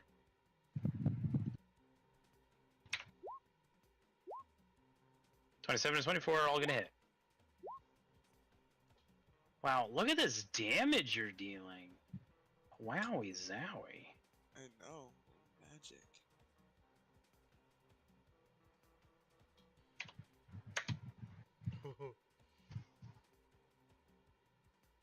Anything else from Jax?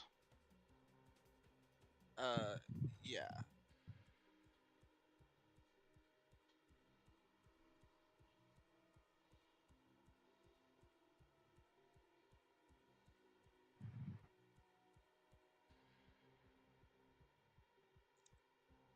We're gonna go to this corner. He can have his attack of opportunity.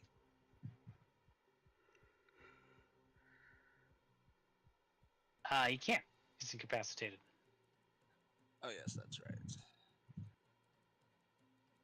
And then I should measure.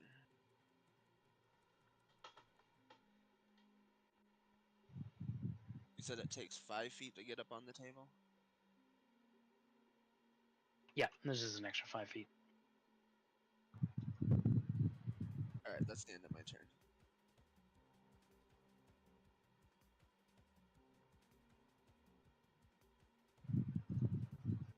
The fire elemental is going to attack Buddy.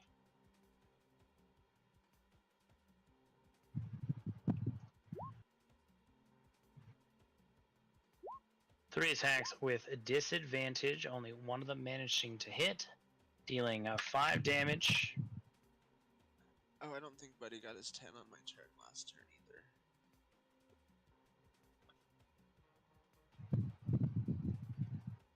Oh yes, I'm used to like undead rules, where if they take fire damage they don't get regeneration, but Buddy ignores that. Oh yeah, no, that's fair.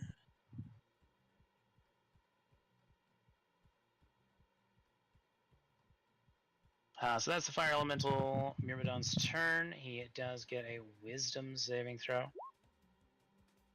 which he passes. He's no longer afraid.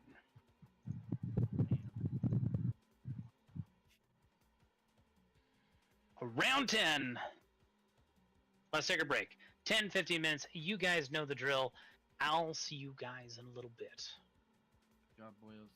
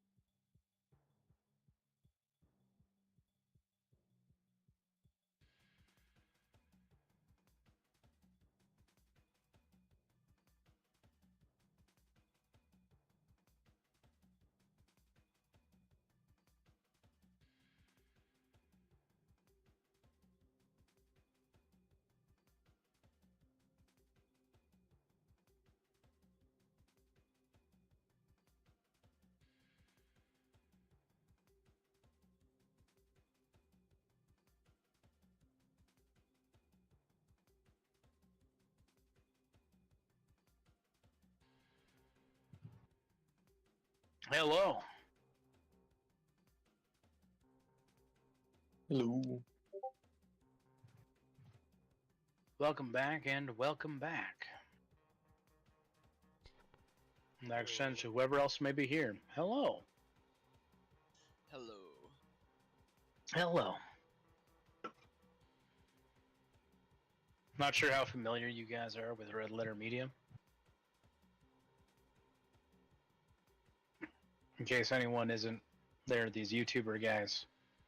Oh, Some fucking yeah. like old dudes from Milwaukee that who review movies and stuff and watch terrible movies. While I don't agree with every point they make, they do crack me up on occasion. I'm on a little bit of a Red Letter Media kick at the moment. And going through some of their old stuff. They have a video where they are predicting the Han Solo, like the plot of the Han Solo movie, shortly before it came out.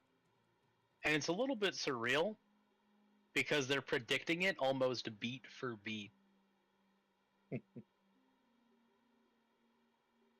Like they've gotten a couple things wrong, but it's a little disorienting because they've basically predicted the whole fucking movie, which says a lot about the state of Hollywood today.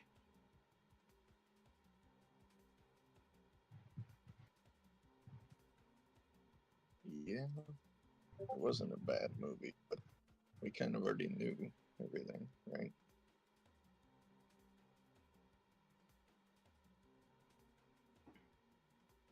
Yeah, like, yeah, I think the point is that, Predictable. yeah, I took the path of least resistance when making that movie, I guess. Played with all the tropes, but that's neither here nor there. Seems that everybody is here. And so let's continue.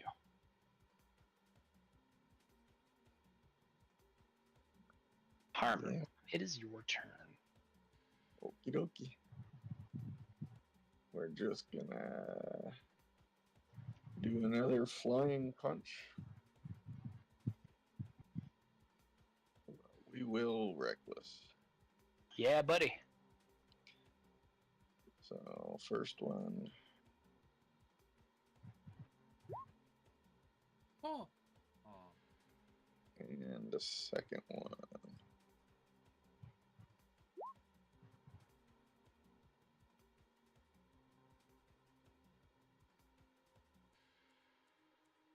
$20 all again. You are going to deal 10 damage. Yes, sir.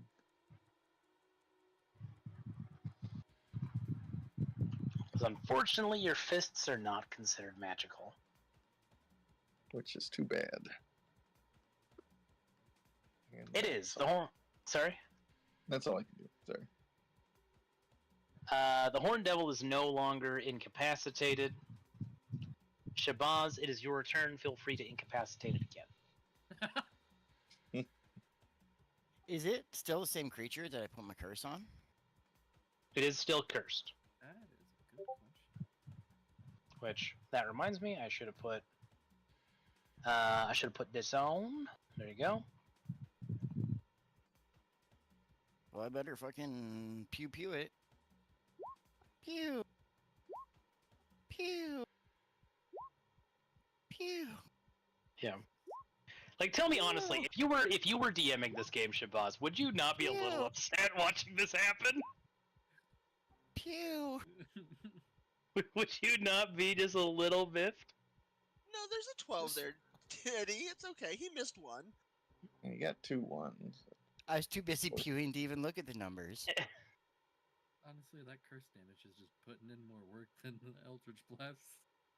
It's all about averages in this game. It really is. Average is king. Fuck. Only if you had Agonizing Blast. It's why a great sword is more expensive than a great axe. 2d6 is always going to be better than a d12, even though d12 feels bigger. With that d6, you have more girth. No. But, alright, so we have 19... Sorry? Oh, I was counting, sir. Hey, one of those is a crit because it's 19 too. That 28's a crit. Oh, that is correct. So that's one more d10. Yeah, roll right? another d10. Roll another d10. Good shout. Also, we can fix that too. Hold on. I got It's only 40. when curse is active. It's not all the time though. That it expands the crit range? Yeah. That's fucking obnoxious. Yeah, only when he hexes a target. I mean, it's great, but 19. from a coding perspective, I know. I tried doing the same with Tabane, but I'm like, no, it's not just. It's just when the hex is active, not all the time. they other problems with Roll20. In Foundry, you could just make it a status, and then but that's a whole other conversation.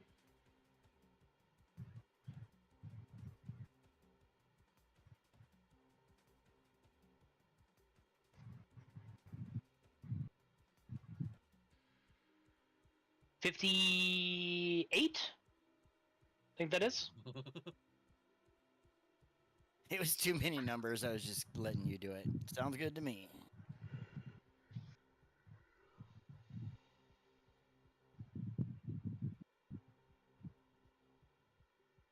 I think I will end my turn. Very good, Theo. It is your turn. We're gonna do a good old Toll the Dead. Jesus Christ! Where did his health bar come? Eldritch Blast with a double cantrip ate it. Oh.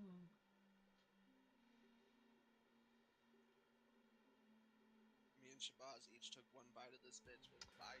That's gonna be 24 halved, so 12 points of necrotic damage. You kill Yeah. the Horned Devil.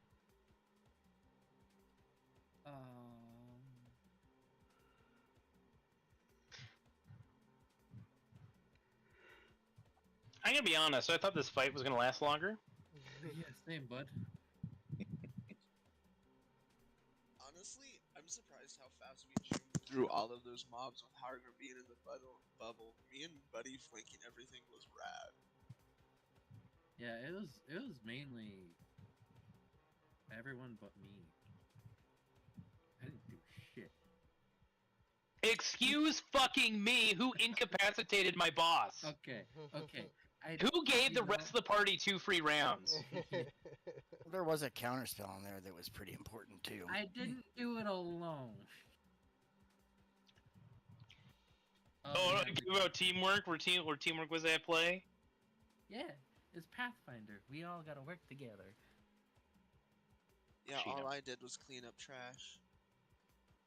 Same. Yeah, but you clean up good. This was supposed to be a hard fight, and I am looking at your health bars, and I'm personally offended. I You should healed look at my myself. I health. was really hurt. I had to heal myself. So, I did sir, 2 damage, and look at Buddy. Teddy, you should have dominated me. I have spells for days.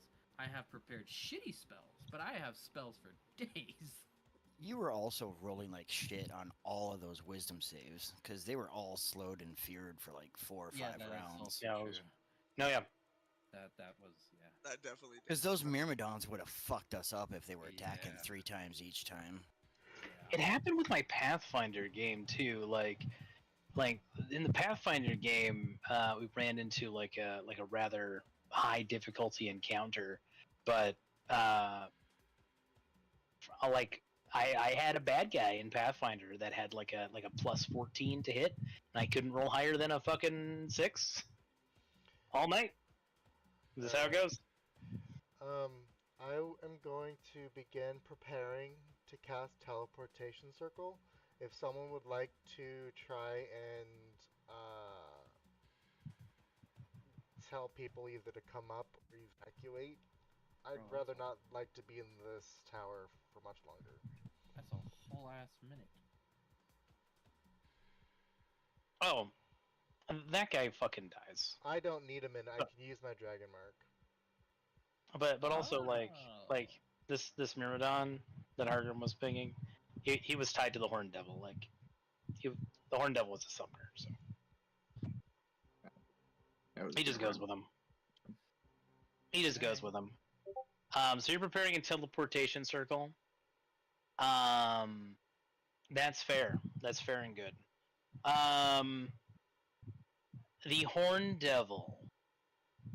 When you cast Toll the Dead on her, she begins to chuckle darkly as her life force, despite her successful resistance, are drained away from her, and you see the darkness of Kyber start to encroach on like the tips of her wings and like the tips of her talons, and begin to pull her back beyond the veil of the material, back down into the realms of Kyber, literally forming a circle around her feet as she's sinking, almost like one would sink into quicksand back to her home realm. She just sort of begins to. It's not like a maniacal laughter, but it is sort of like a just like a dark chuckling. Not unlike the Predator at the end of the first Predator. Before eventually she's swallowed up. Shino, can you give me a wisdom saving throw? Sure. And as a similar vein, I thought you were gonna Terminator 2 this. She gives like a thumbs up as she sinks down. No, she's not gonna do that. And I don't have an inspiration to roll with advantage. So this is just a raw wisdom. I was also really hoping to kill Buddy in this fight. I'm gonna get rid of that fucking robot someday. That robot's a problem. Hey, you got Okay. really close to it. We'll just turn 42 into the next Guardian. I did get really close to it. They keep on doing so. Shield Guardians are cool, and I know that Chris Perkins really has a hard on for fucking Shield Guardians. They break campaigns though. It like for those of you interested in running your own D&D campaigns, if I ever like run this again, I'm just gonna remove the possibility to pick up Buddy. As cool as they are kind of as you can tell, they're a little bit of a problem. Like they're a huge advantage to have in your corner. Yeah, that's fair. But if we're gonna get rid of them, we're gonna get rid of them the right way. Not me taking whatever that class is next level just so I can repair him.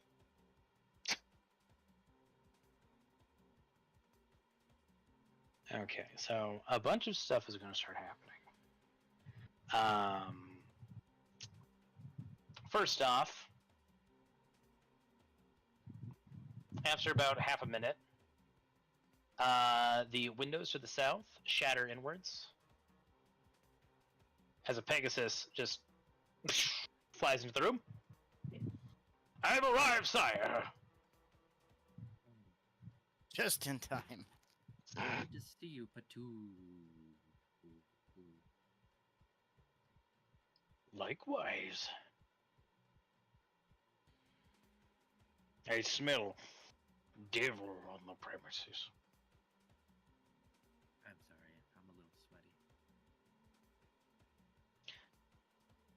I'm not sure what that means. So Shino, as you are witnessing the devil return to Kuiper, you feel an inexorable pull, a paradox of emotions, a simultaneous yearning to go with her, to delve into that place, feeling like there is a homecoming for you there, or a promise of great power there. At the same time, you also feel this desire to break free or tear that gateway open.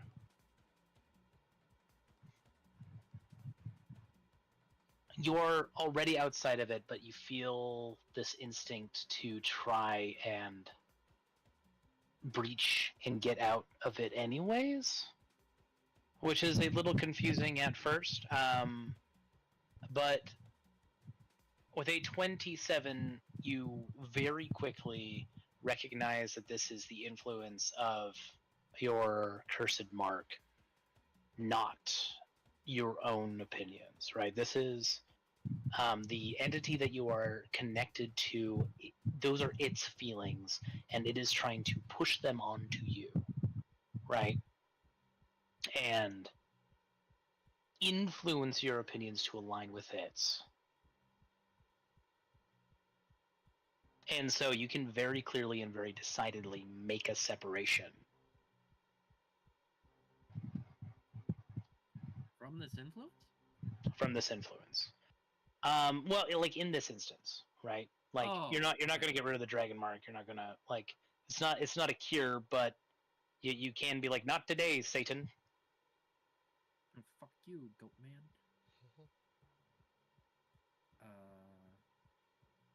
Yeah, I don't want to go to the demon portal hell. I like chaos, but I don't want to go to the demon portal hell. There's chaos and there's capital K chaos. Sorry? I jump in. Just kidding. Yeah, believe it or not, it's not that kind of portal. You could try, but you just sort of like your foot hits wood. This room is fucked up. So Patu comes in. It looks like all the dignitaries have fled or are fleeing.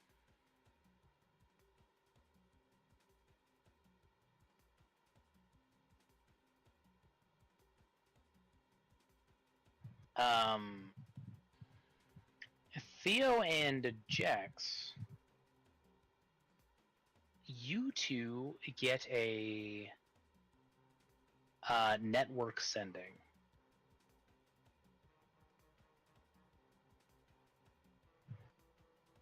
There is a psychic knock at your mental doors. Do you accept the call? Yeah, sure. What's up? Hello?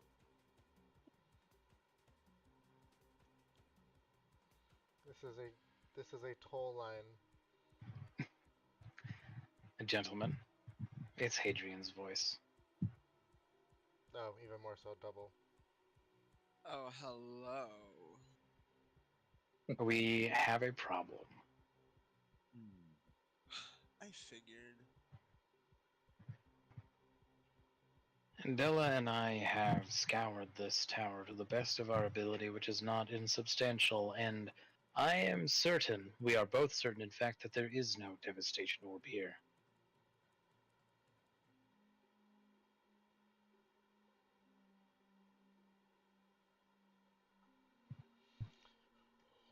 Well,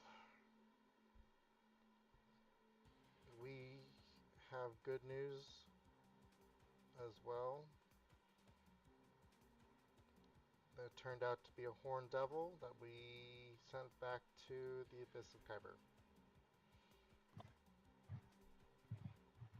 Come back up to the ballroom, please. Should we just meet somewhere else, just in case? Well, I was thinking we could combine our magics and do a group casting of either a dispel or detect magic, and maybe that could be powerful enough to either find it or dispel it if it is their one.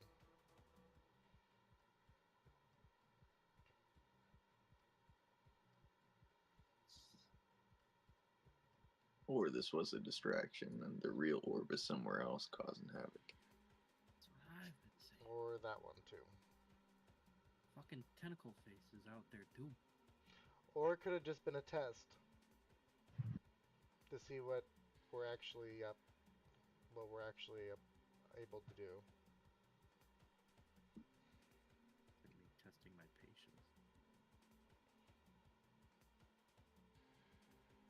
patience. Gee, that was like Anybody- bubbling angrily in the background. Anybody Sorry, what's that? wonder how the cultists found us here, though? Like, this was like a job for the Boromars and shit, right? How did the cultists know that we were gonna be here?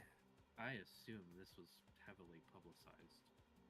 Because we're important in all the terrorist activities going on along lately. Could have just been a good assumption.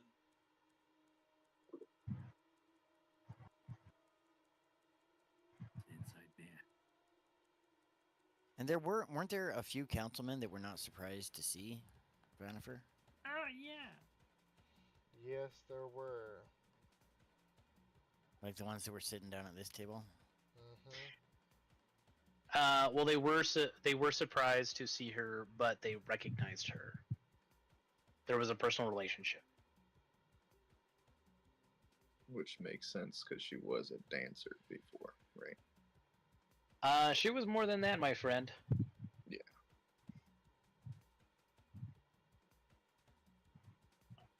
But a dancer is what she would tell what friends and family she had on the holidays.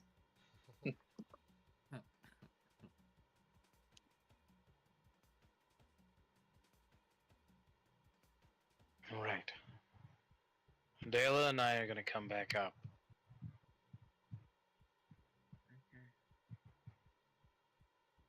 I'm going to give the watch and Commander Desjardins a briefing of what we found. Should I inform him of how things went on your end? If so, what should I tell him?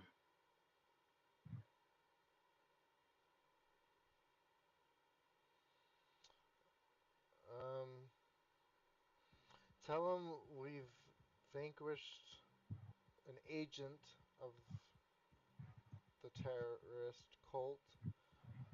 However, the real Vanifer is still at large.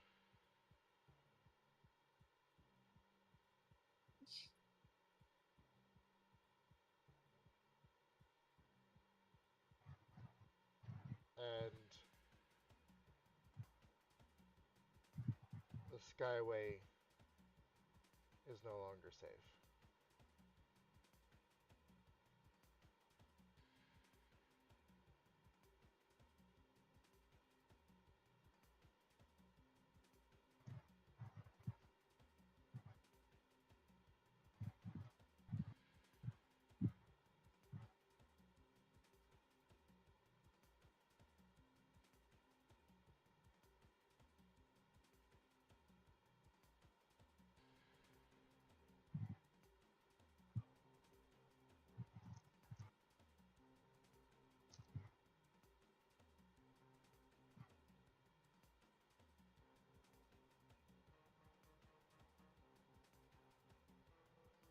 well.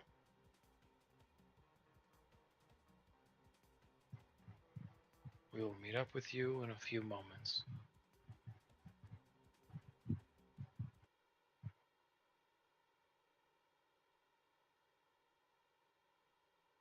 Within those few moments, is there anything you guys do or want to discuss?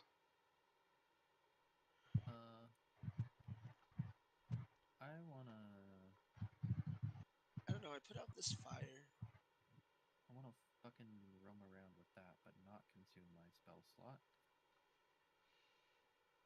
Oh wait, there was someone who wasn't surprised that Vanifer showed up.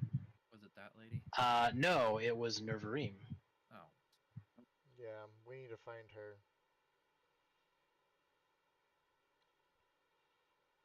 She works at the docks.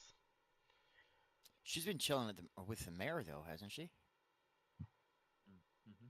For now. You know what's suspicious is the mayor left and then Vanifer showed up. You know what I'm saying? I mean, You guys saw the mayor get escorted out. Yeah. I soiled his pants, so. I've never seen them in the same. And this was his together. revenge. I knew it. No one can be trusted in Sharn. This is why we went to war in the first place. Finkel has Idol. It's a man disguised as a woman, disguised as a man. Disguised as a mayor.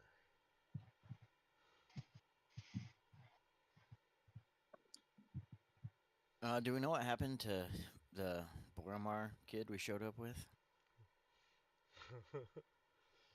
Anybody want to send a sending? I'm sure he's fine. He's good. He's good. I would if I could. Actually, I probably could. I can just snatch it from Theo's spell book as long as it's not a dragon mark thingy. Nope. And okay. Yeah, it'll take me like a minute. Not really a minute. Like me 2, 4, 6 minutes and some amount of gold, and then I can use my last 3rd level to send to my little confident man. I don't know.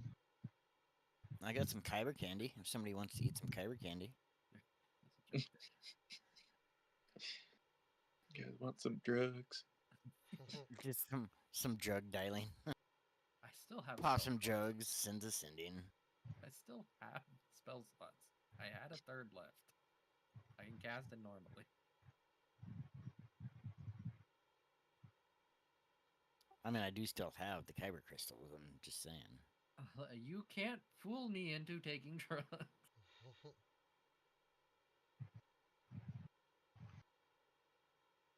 How does sending work? Is that the 25 message one? Yeah. Yeah. Okay, I'm not counting, but I don't think I'll get up to 25 anyways. I'll just say to him that, hope you're safe. Go away from the tower and hunker down for a bit. Wink. You have 5 words left. Or 10 words left. Bippity boppity bouncy bouncy. Oh yes, the ancient elven salutation, ending every letter. I don't have anything else to say. Sorry. You do get a response from Conwyn. Yeah. I've escaped with my sister and many of the other guests on a skycap. As far as I can tell, some people are shaken, but we are all safe.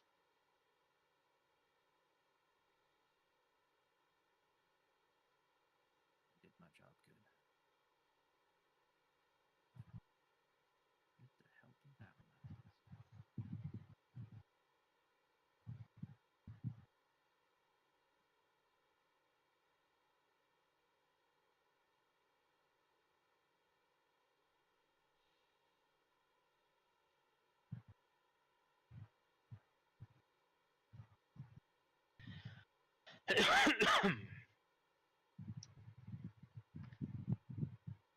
Dela and Hadrian return to the smoldering ruins left behind by your battle.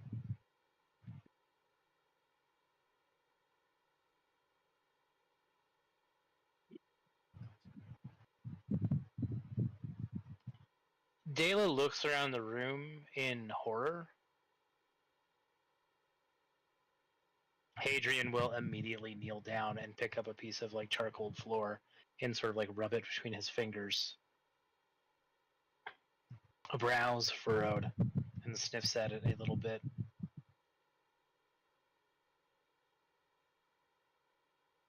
It does certainly smell like Kyber. How can you be calm at a time like this? Another day in the life of an adventurer, unfortunately. What else is there to be but calm? Yep. Panic serves no one. When you panic, people die. The wrong people, usually. I don't intend on panicking, but. And she looks at Hadrian, and Hadrian kind of has like this look on his face, like, go ahead, say it. But Dela decides not to.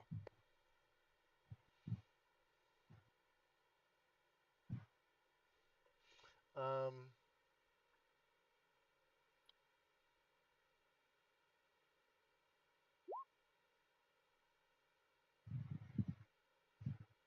I do want to put out this I would, fire. I would like to.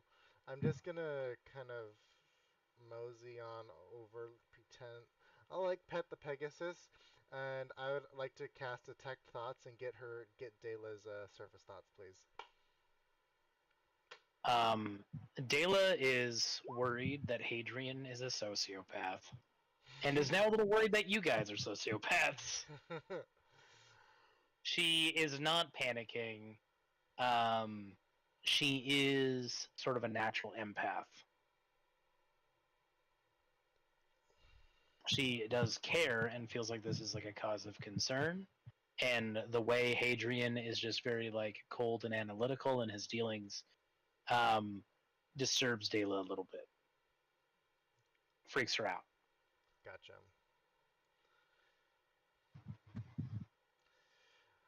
At the same time, it's not really like harming anything, so it'd be kind of shitty to like call him out on something that isn't really like hurting anything. Yeah. Listen, I mean, I'm sure this might be a surprise to you, Dalen, and we were thrust into this situation. Some of us willingly, some of us unwillingly, and while this may be normal at the moment, this and what we do, at least right now, is not supposed to be normal. Dire situations call for dire circumstances. I don't disagree. Theo, you suddenly have this intense feeling of vertigo. Ooh.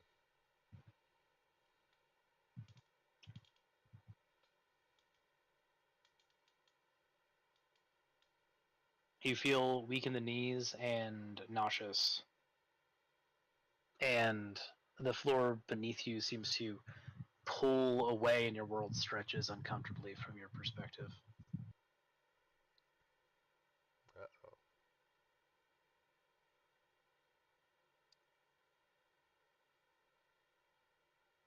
Uh-oh. Similarly, Hargrim, you feel lethargic and heavy, particularly heavy in the feet. Yeah, this is something like these are visual symptoms that you guys notice, right? Like Theo, you stagger, Yeah. right? I kind of like how you do when you stand up with low iron. Just like oh, something's going on. Not good. Gather around, quick. Maybe it was something I ate.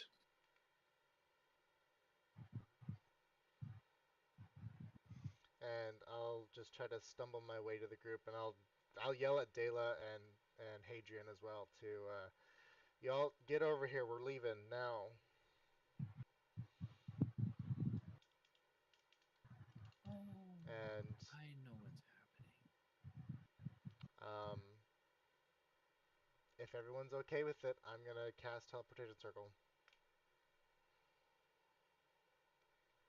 And get us the Where are we fuck out of here. teleporting?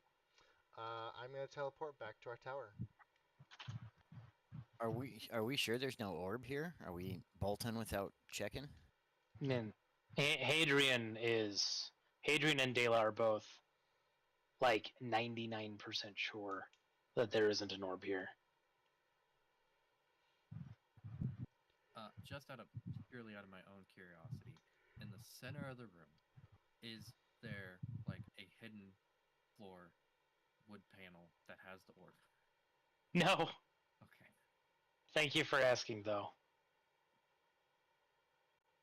It's been But 3 no. days since the top of session.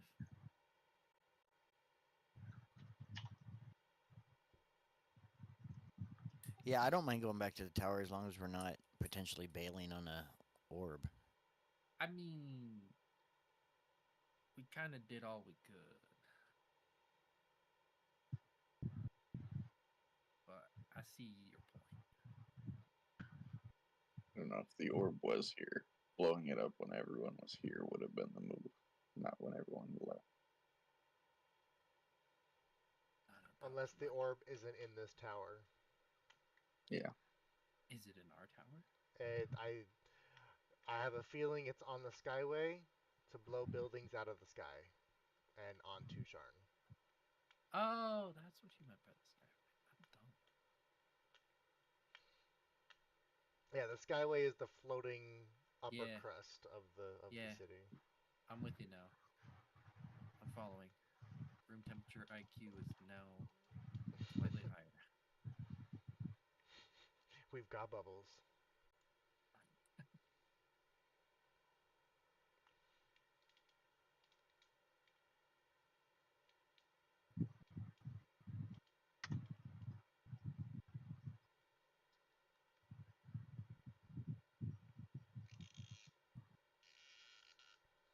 Oh, flashbang. Sorry, I did not mean to cause a flashback. It's fine. Do you want to describe how your teleportation circle manifests? How it looks? I would say I would have been casting it via my dragon mark. So I just kind of stretch out my hands as these blue electric rings kind of emanate around me and kind of form floating sigils around us. Um, and and like a couple waves of this as the various runes create themselves emanating from my dragon mark. Once the runes are set, then it just kind of slams on the ground, and that's what teleports us um, to the tower. Excellent. You appear at the peak of your tower. I believe that's where you put your teleportation circle. I should ask. Where did you put your at the top? Yeah, I'm pretty sure I put it at the top if I remember correctly, because everywhere else was kind of taken.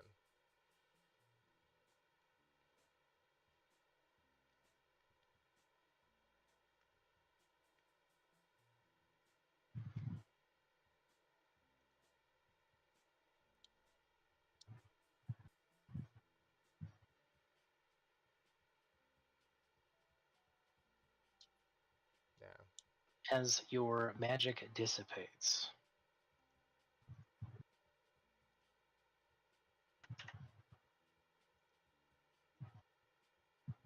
you all find yourself back at headquarters. You are greeted by one of your Amelia Cluckharts. Okay. I was gonna say, that token? Amelia Cluckhart, Gotcha. the 7th. I seem to recall you guys throwing a lot of chickens. Yes.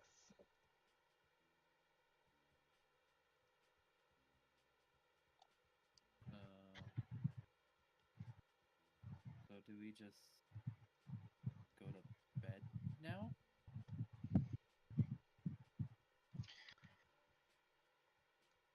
Well, I'm going to be checking in with the commander and trying to find more information about exactly what happened. I'm sure I'm not alone in thinking that this isn't the end of it. Seems too random. I think we should send a excuse me. I think we should send a message to the Boromars apologizing for not hand delivering their nephew, but also keeping him safe. I should have put that in my sending. You're right. Oops. If you feel like it would have been on Shino's mind, you did have 10 extra words. You could add that retroactively. Yeah, I'll just say sorry for not sending you home properly. Sorry for not sending you home properly. I was counting syllables, not words. As far as I can tell, Miss Shino, if it weren't for you and your friend's intervention, I might not have been able to get out to go home. As far as I can tell, you've done right by me, and I will tell my grandfather that. Oh, right. Okay.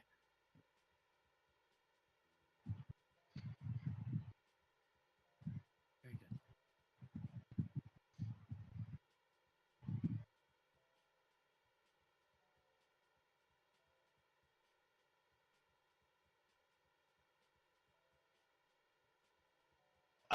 Theo and Hargrim. Mm-hmm. Flying out a window or coming up the stairs or however they get to you, your spear and trident, respectively, fly in your direction and stop near your hands.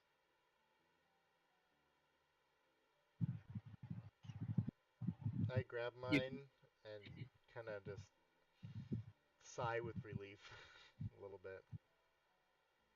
it's agitated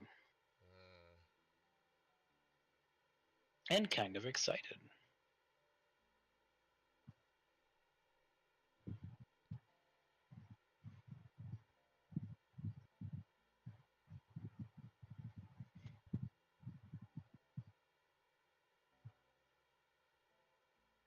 Are they both spears? One is a spear and one is a trident. Trident.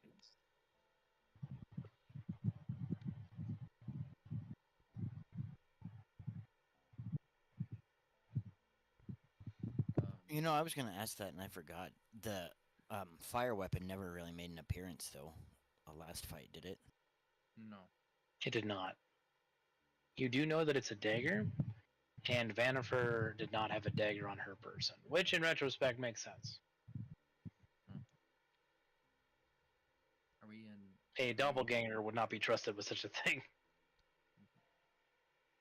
Sorry? Are we in free movement / RP? Yeah. Okay. Cool. Now that I see Drown is with Hargrim, Mm-hmm. I'm just gonna tell him grab that, and I'm casting this to go to the center of Sharn, and whisking Hargrim away with me. Oh, okay. The center of Sharn. Well, like, I don't know, like a teleportation, like a very common teleportation circle in Sharn. Just away from the tower without any mention to anybody? Yeah. Okay. Hargrim, do you relent to this? I guess so. I'll just wink at everyone as I'm leaving. So there is a teleportation that you and Theo would be familiar with.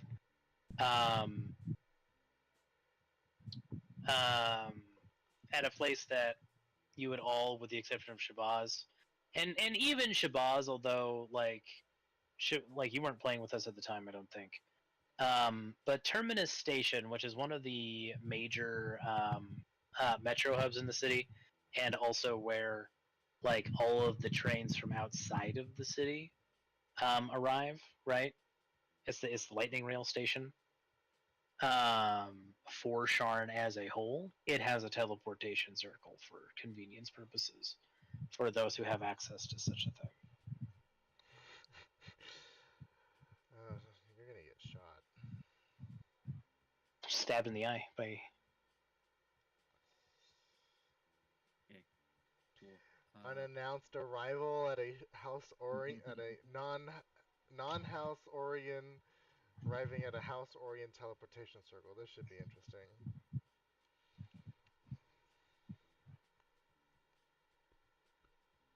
Well, what I mean to say is that there is like a public, like there's a series of public access teleportation circles, Okay. right?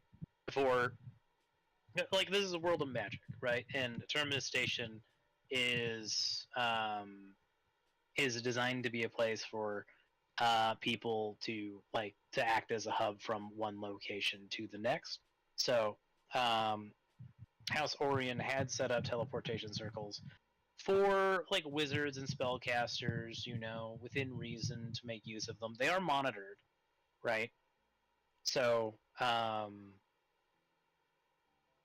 so there are going to be guards there who are going to witness and record Shino and Hargrim showing up, and you'd be expecting this, Shino. There is a whole process. Provide identification, right? Prove who you are, which at this point in the campaign is a little reductive. That is, unless of course, because you were in the, as I recall, you were in like the private employee sections of Terminus Station, where in theory you could have become familiar with the teleportation circle. That would get you in trouble, like Theo was saying. No, public. Okay. Public one's perfectly fine. Okay.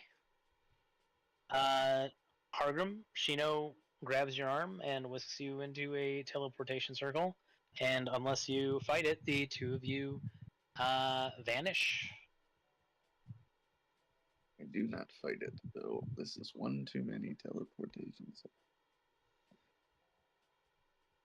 It's two now.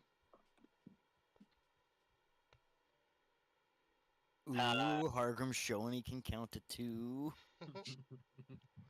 I have two fists. Counting to two is easy. It's three that I have trouble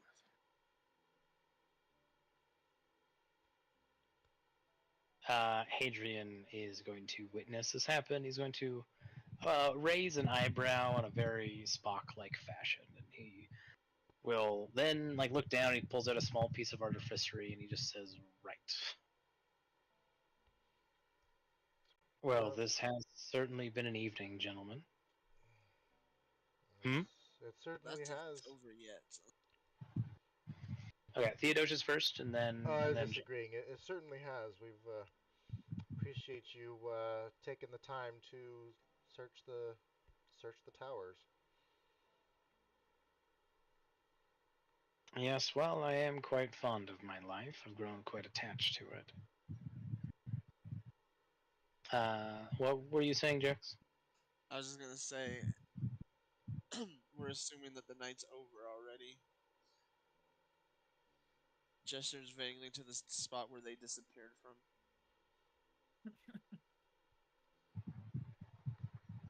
Oh, no. Oh, sorry. I've been kidnapped.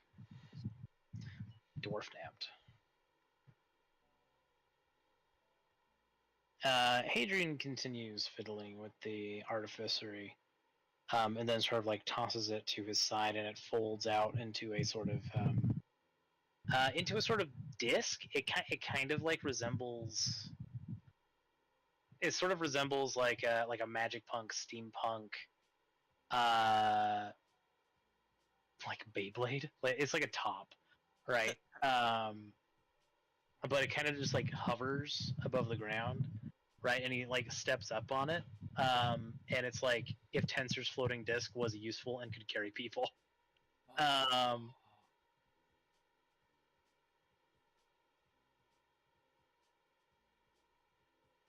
No, I believe this night is far from over, which means that I have my work cut out for me.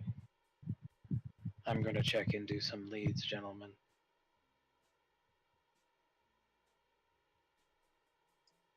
Thank you for tonight.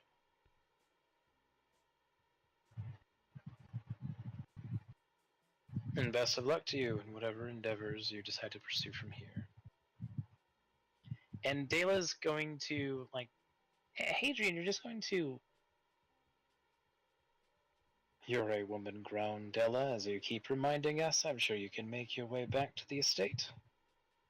And Hadrian's like little device is gonna like carry him off the side of the tower, and he's gonna like fly away. And Adela like jaw agape. That jerk. Would Della know how to ride a Pegasus?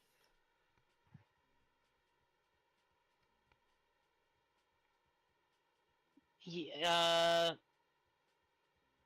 I mean, she doesn't seem uncomfortable around your Pegasus. If that's any indication, but there's really no way to know for sure unless Shabazz wants to ask her. Yeah, I would offer her the Pegasus. Like, if you'd like to take my Pegasus home, you can. You can't keep him; he's coming back, but it's a ride if you'd like it. Oh,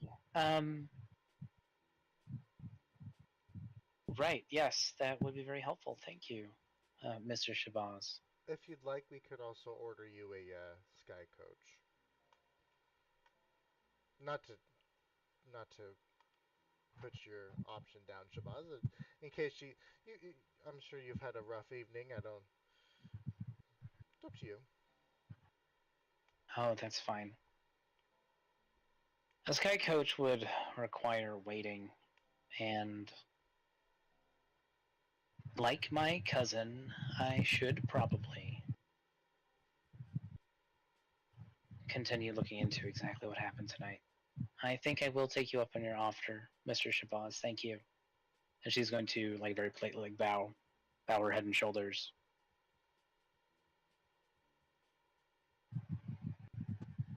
And just remind me, she's the one that where somebody's gonna work with.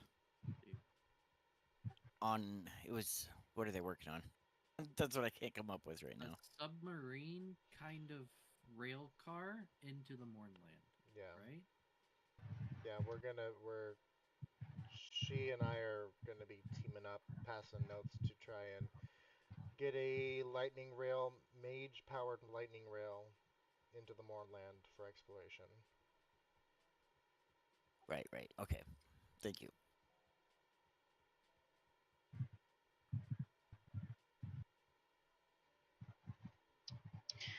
So yeah, Dela will take you up on your offer. And she does seem rather confident and competent and approaches your Pegasus, and you can tell through your telepathic link that your Pegasus is like, "Oh, what a kind young lady. Am I to offer her assistance, my lord?" Yes, absolutely.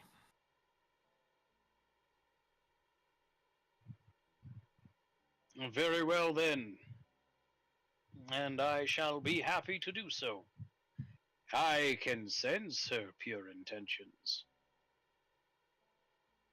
And he's All gonna you like better move. been sensing.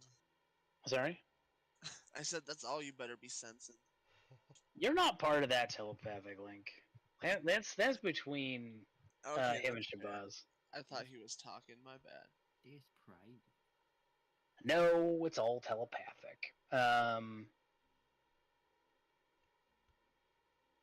Yeah, he'll move his wings in such a way that Della can clamber on.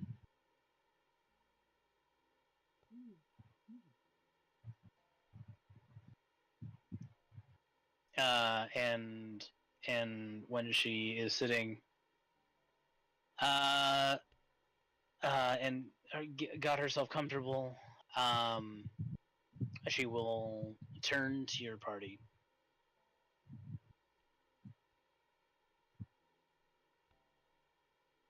Not to echo too many of my cousin's statements, but I'm sure we all agree that what happened tonight doesn't quite sit.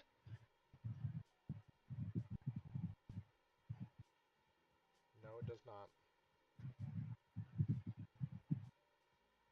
Though Well, it is interesting that we dealt with a devil as opposed to the cult leader herself.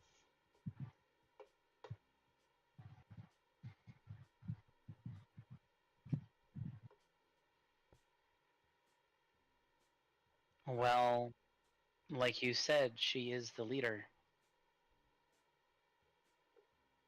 There could be many reasons, but from what I understand, it is why would they want to put themselves in harm's way if it could otherwise be avoided? This is true.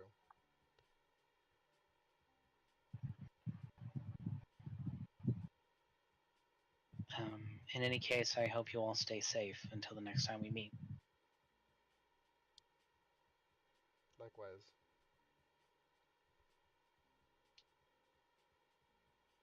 And the Pegasus is going to stretch out its wings and will launch from the top of the tower. And they will ride off into the night, leaving Theo and Jex and Shabazz on their own at the top of this tower, and Amelia Cluckhart. And Buddy. And Buddy.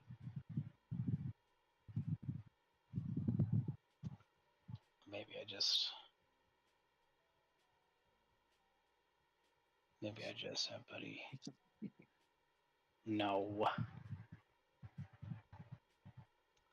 No, but seriously, what did the three of you do? I'm going to go ahead and just dismiss myself, and I would like to go to my quarters and meditate on, and I'd like to commune with with Windbane. Very good. You do find going down the stairs to be rather difficult. Not so much that I would ask for a roll or anything, but your sense of balance is still feeling off, and your stomach kind of turns every number of steps, and something definitely feels off.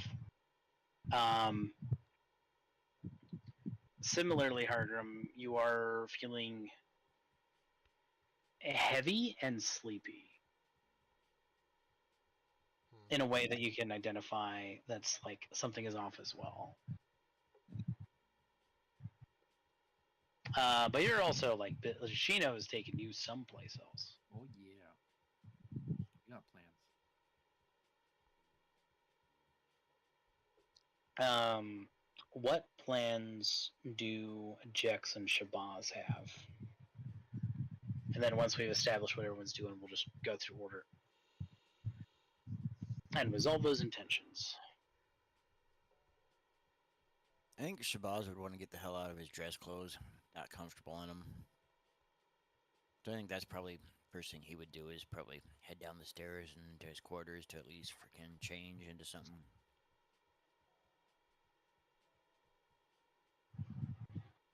Very good.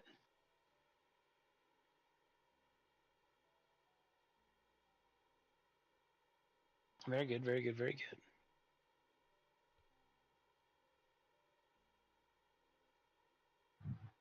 And what about Jex? I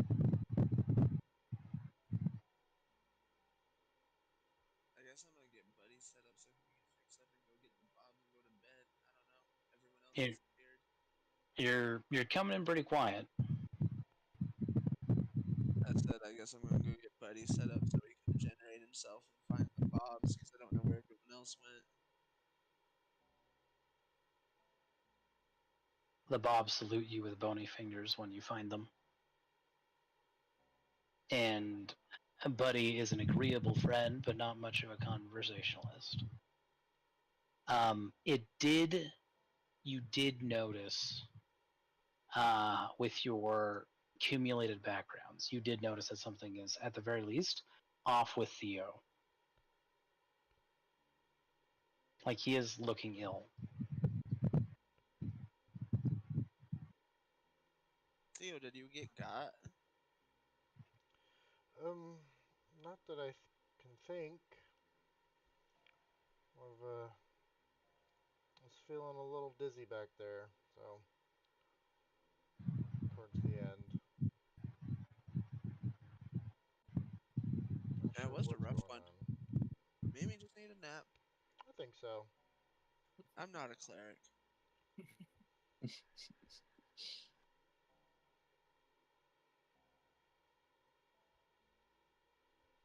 The ghost of Jack's past just appears in the back of his mind.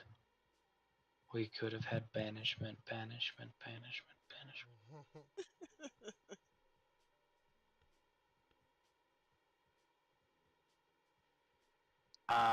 Well.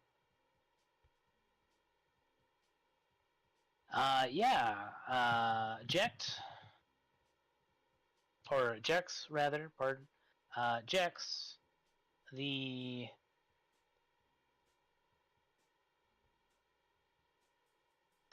tower seems to be in a little bit of a huff, but things are relatively quiet.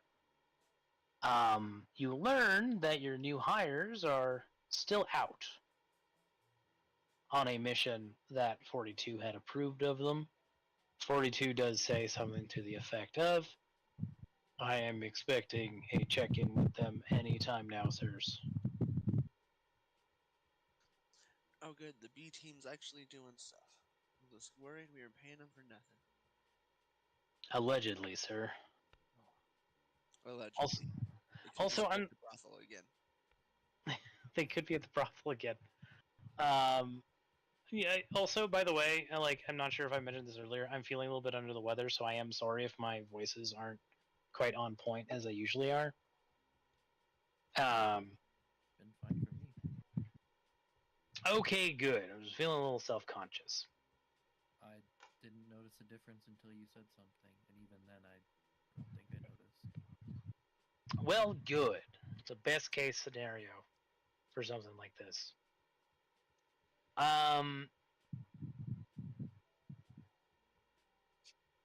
Jex, as you continue doing your rounds, you find the bobs in the stables.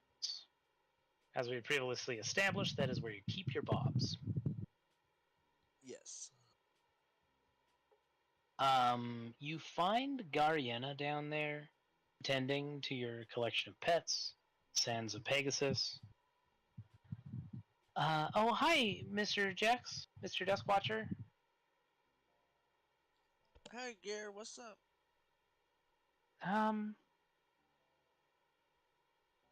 Well, actually, I don't know. She's looking a little bit nervous. Her little fawn legs are practically knocking her knees together.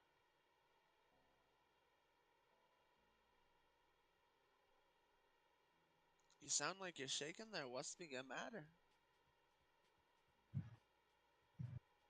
Oh, I'm not sure. Just something feels off. Oh, Like there's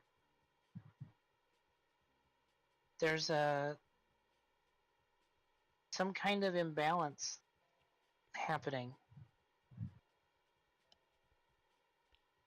like near or far or Wherever we are.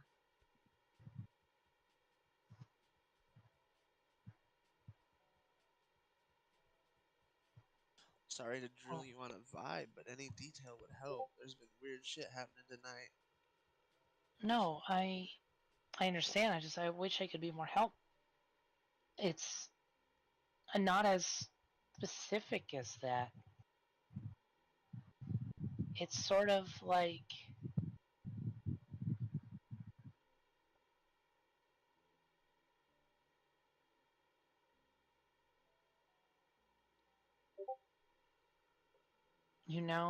on some nights in the summer season when it's rainy and it gets very, very warm at night when it should be getting cooler, and you just know that a nasty thunderstorm is coming.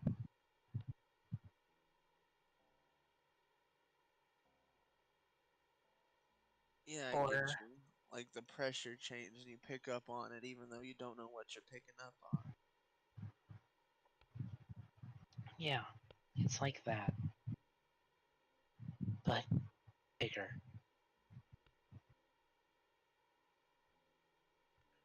Well, I know whenever you... it's Oh, go sorry. on. I know it's magical in nature, but I am far from being an archdruid. My training only extends so far. Like a fire orb possibly being somewhere in the city? No, it's different from something like that. Maybe it's similar, but it's different, and again, not so specific. Whenever a orb was near activation, if I was close enough, I could tell the etheric resonance, what kind of element it's tied to. This doesn't have that.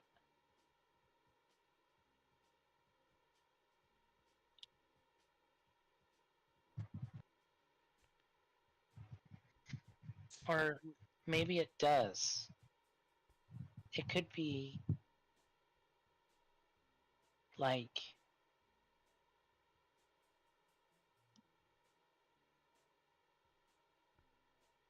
maybe it's like seeing a prism in reverse after it breaks apart light, but backwards. That's kind of what it feels like. Okay, I get what you're saying.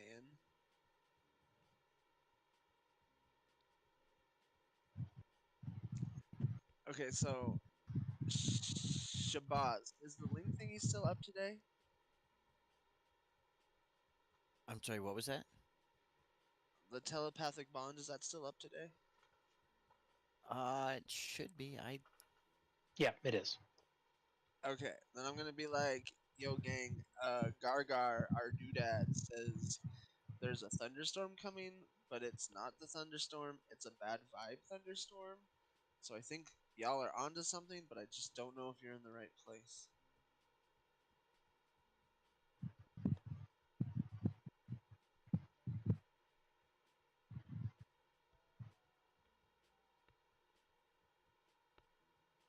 Better yet, can I burn a spell slot to do some arcane freestyling to put the telepathic bond on speakerphone? I think that would have to be something that Shabazz would have to do, since No, it's that's his spell. fair. If you add it to your spell book, then maybe. I'll keep that in mind.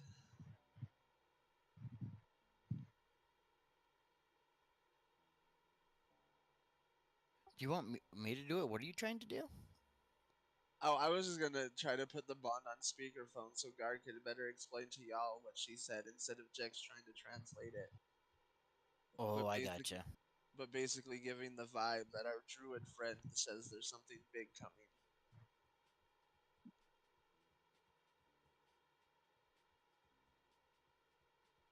Like tonight or tomorrow or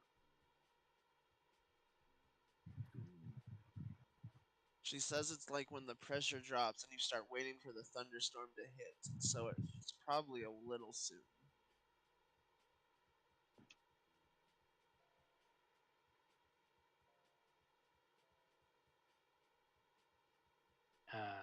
Theo, you do not hear this conversation. Uh-oh. There, at this time, you are temporarily cut off from the telepathic bond. Subtly, quietly. Cut off might not even be accurate, more distracted as we turn the dial of time back a little bit to when you return to your quarters, set your things down, get more comfortable, and intend to commune with a wind vein.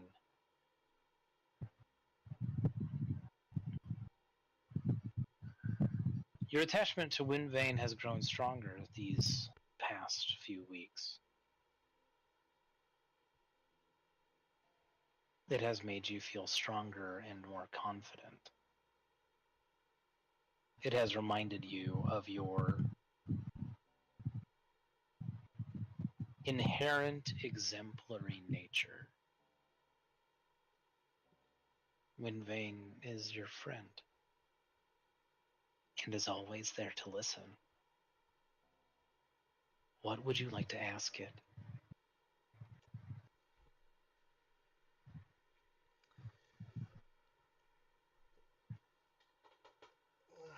I think first things first, I will just kind of like sigh of relief. Oh, so nice to have you back in my possession. If a spirit could purr. um, we met our counterpart today, Vanifer, or at least a form of hers. What's she up to?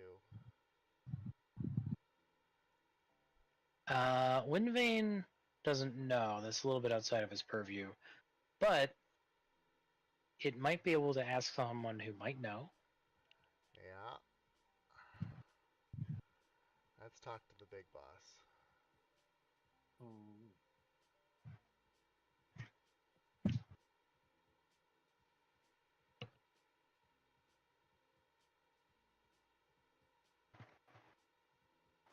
Wind begins to pick up in your chambers.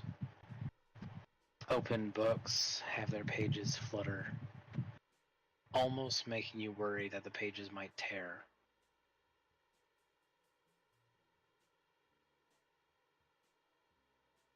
The wind picks up your hair, almost like fingers running along your scalp, combing through your locks.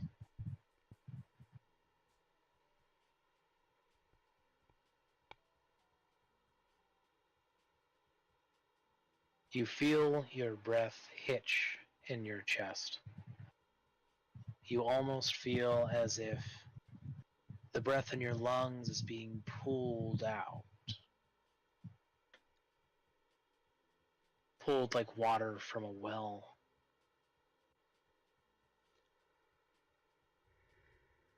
The air in the room feels light. You feel a lack of oxygen for a few moments, a lightheadedness.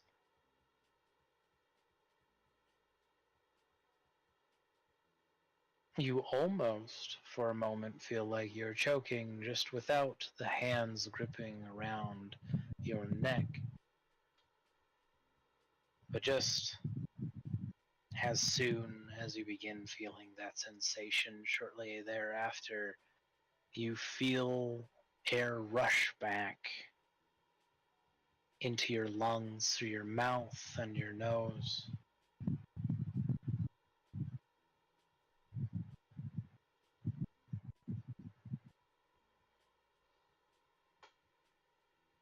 The air in the room feels clean,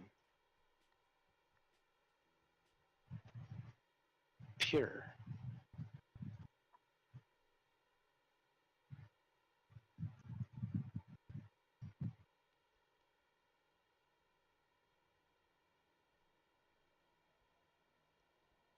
A place with a sense of clarity.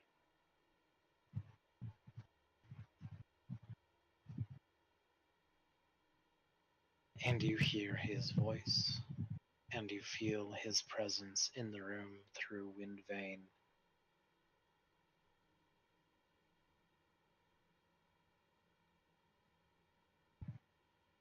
He feels close to you. Too close, perhaps, like he's whispering in your ear.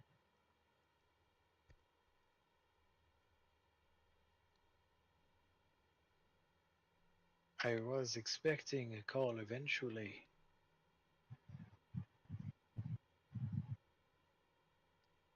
But not so soon.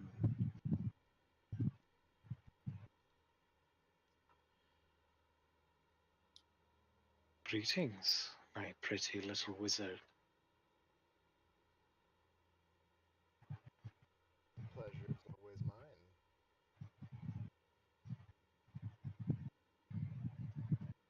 A shame if that is true.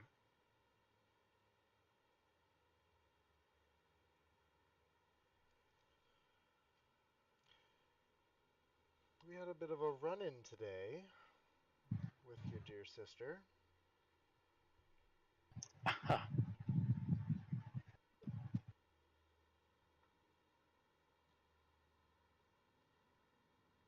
Do not mistake my kind.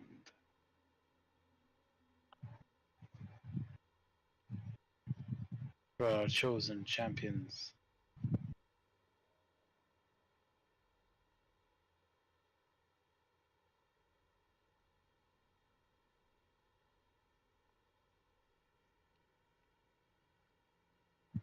The Prophetess of Fire is merely Imix's tool in the material world.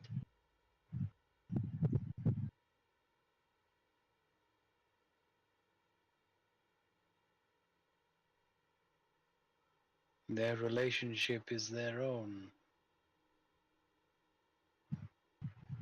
But I have heard from Imix. Their boasting, their excitement over their chosen prophet's actions.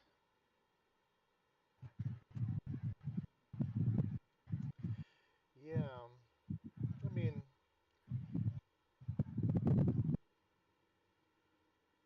if I were to put myself in her shoes, I would also be quite happy, given that she's aligned herself with the devils and demons of the abyss.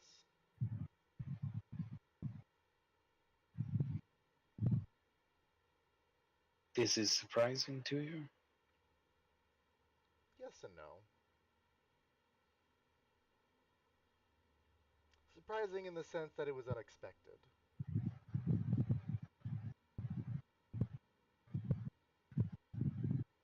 The Prince of Fire, Imix, does not have dominion over the inner reaches of Kyber where devils and demons make roost. But their realms are adjacent. And the element of fire has often been a favorite of Kyber's children. Not only that, but in a sense, through our progenitor,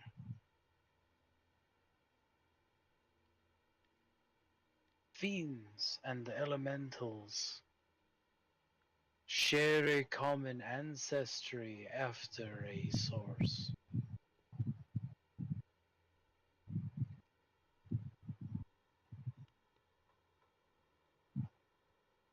But as I have affinity for winged creatures, beautiful songbirds, creatures of the sky,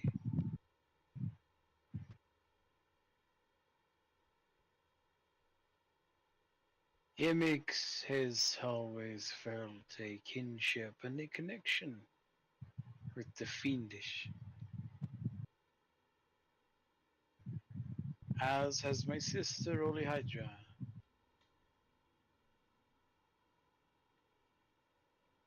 The cold depths of the abyss shares much with a certain type of fiend as well,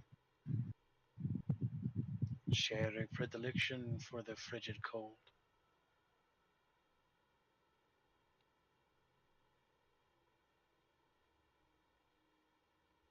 I prefer the aesthetics of the celestials myself.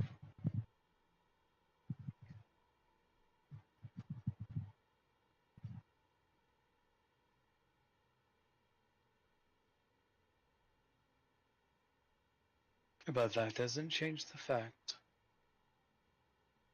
that it is an aspect of Kyber that we call mother and father.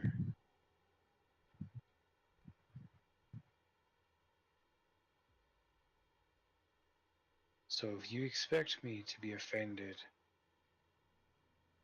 that Imix's little pet has decided to play with such creatures, then I am afraid this comes as no surprise to me, nor do I feel strongly one way or the other.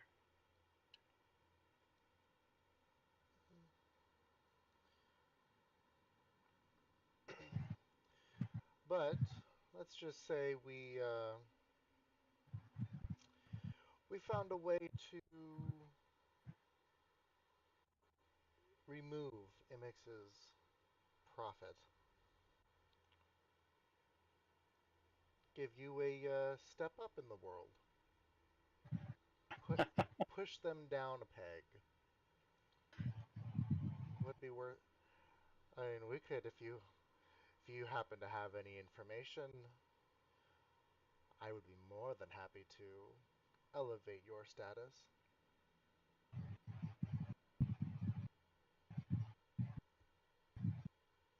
I can listen to your sweet song for hours and would be pleased to speak. But I am not intimidated by Imix.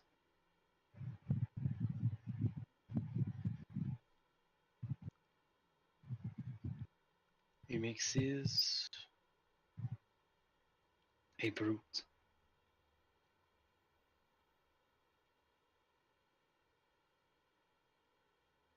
A creature of emotion and passion. Things that I am not unfamiliar with.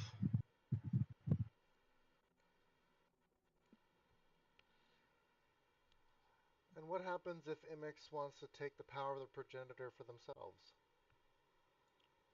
Instead of releasing it, capturing it,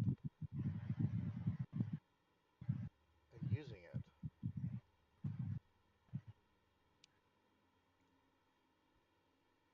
What then? Your manipulations are like a clear sky.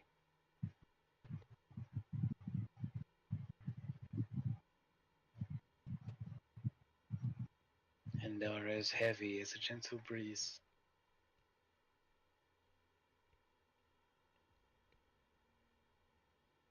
Imix feels the pain of our betrayal to our parent more than the rest of us, which is not insubstantial.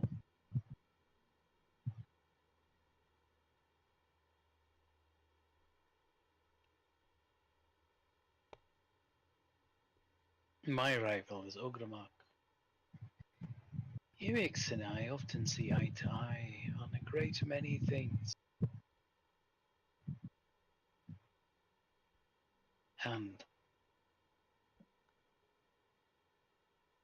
Imix comes to me when they desire counsel.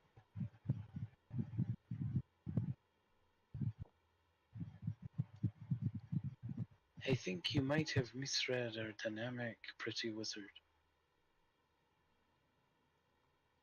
Imix and I are not rivals. Imix is doing exactly as I expected them to.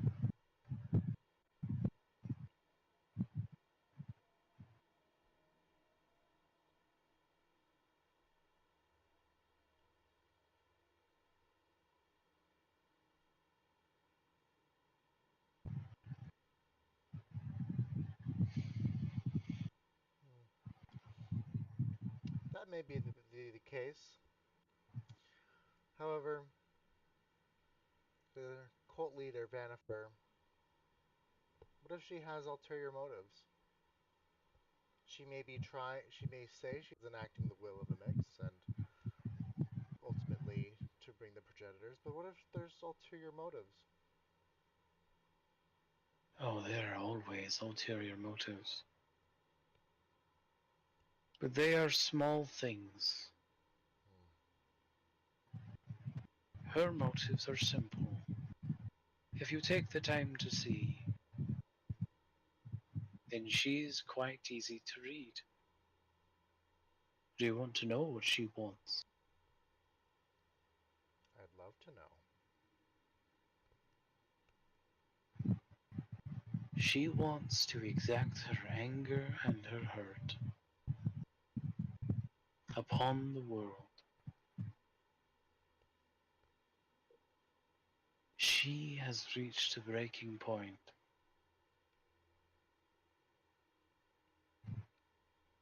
where she does not care anymore for the future of this world. She does not intend to rebuild it like Ogremock's Medusa Man. She does not seek reform or justice like Olehydra's soldier. And she does not seek conquest and adoration as your predecessor, as flighty and airheaded as she might have been.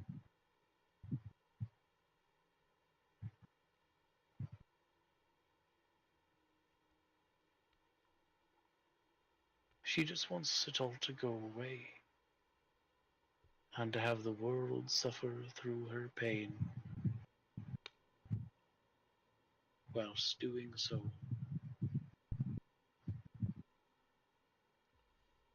In a sense, it is rather beautiful. I'd say selfish, but tomato, tomato.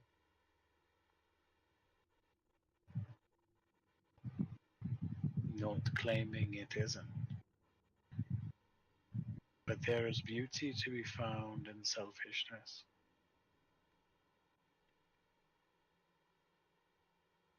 There is beauty to be found in expression taken to its extreme. You feel a touch rung along your jawline, ending in your chin, as if fingers of air are caressing you.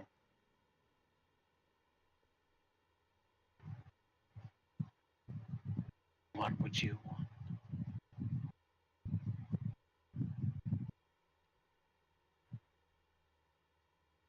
If you had all the powers of creation at your fingertips?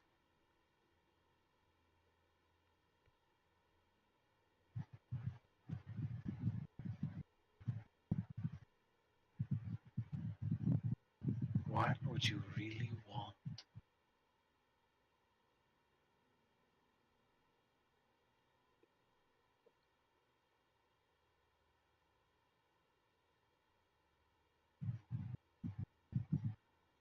To make my throne of the world. That's what I would want. Not to destroy it. Hell, I don't even need to conquer it. Control it, on the other hand.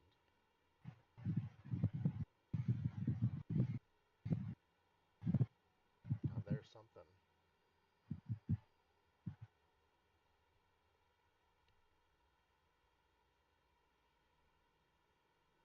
You are sweetly naive.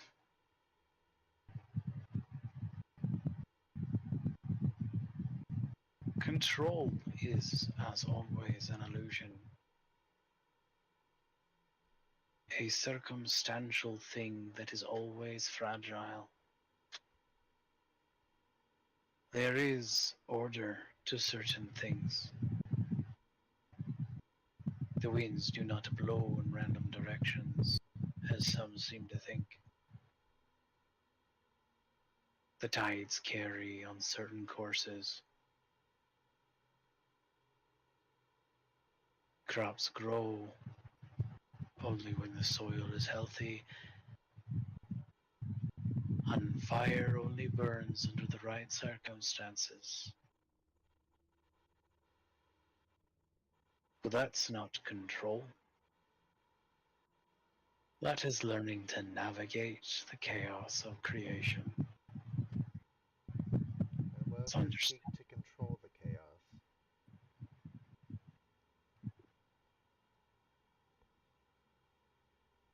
Then, my sweet, he'll be destroyed in a glorious tempest of the inevitable. You might think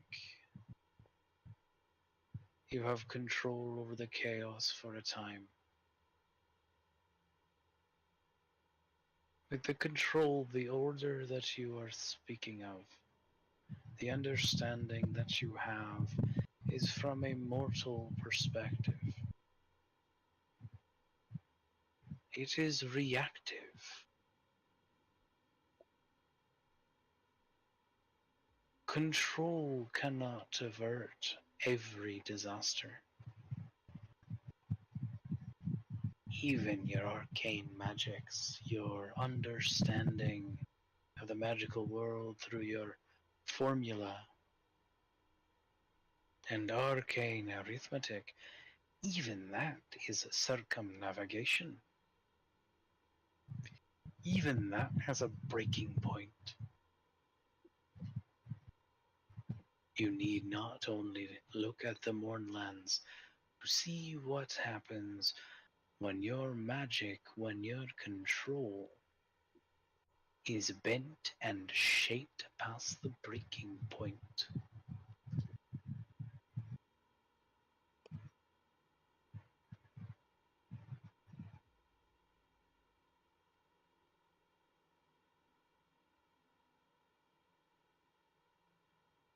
In time, that too can be controlled. A minor miscalculation. Arrogance.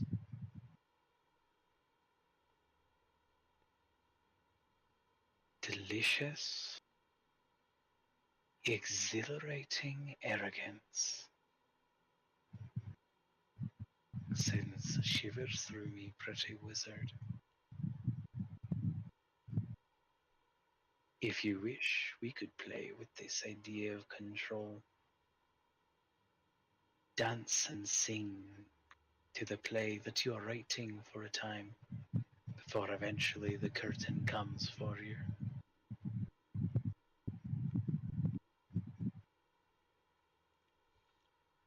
I don't see why not.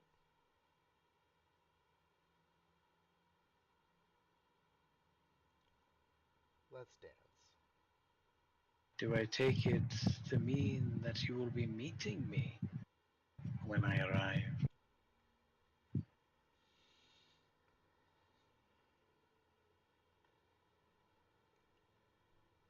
Someone has to.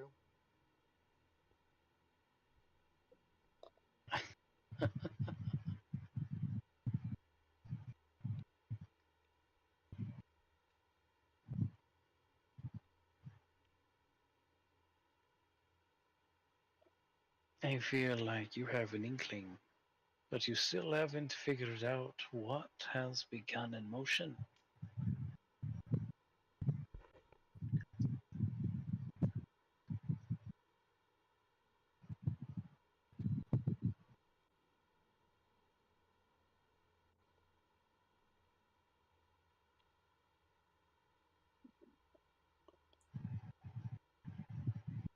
Theodosius, my pretty wizard, because I want to see you with my own eyes and touch you with my own hands when I step into the material. I will let you in on a little secret.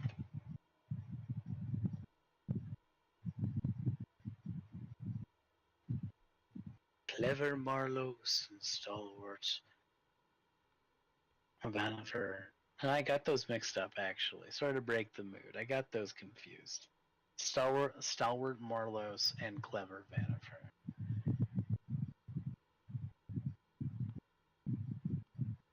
They've managed to complete enough of the ritual to set the process of our freedom in motion. And then, once enough of us are freed, the shackles of our forefather and our progenitor will be freed with us.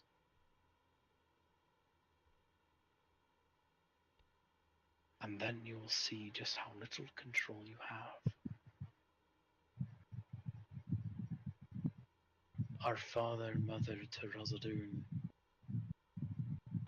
is the chaos of creation itself. The violent process of life born of Kyber.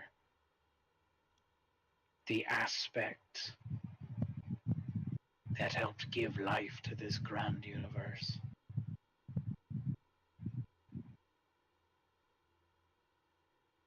The freakish, disgusting process of cell meeting cell, of binding soul to flesh, but unbound.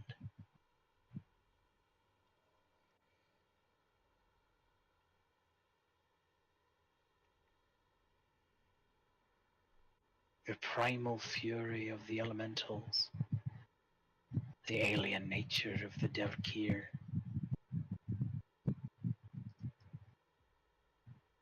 All life has their keystone into Rosadun's chaos. And I want you to see it, Theodosius. Your mind is vast, uncraving in intelligence, and now your heart seeks power. Control, so you say.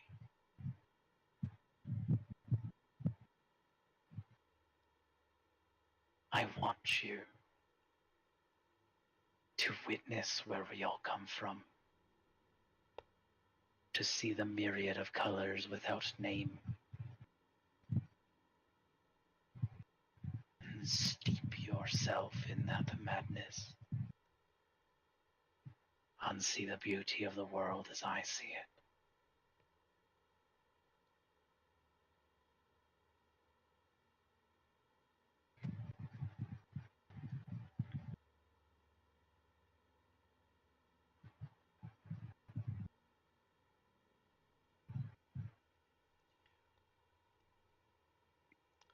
Well, I'm sure we'll be seeing it soon enough.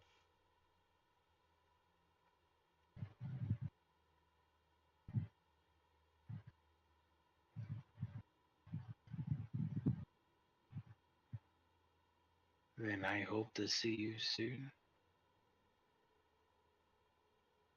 Do you have any other questions for me, pretty wizard? Nope. I've got one. And like that, the breeze stops, dead air, flump. And you find yourself thrust back into the psychic bond.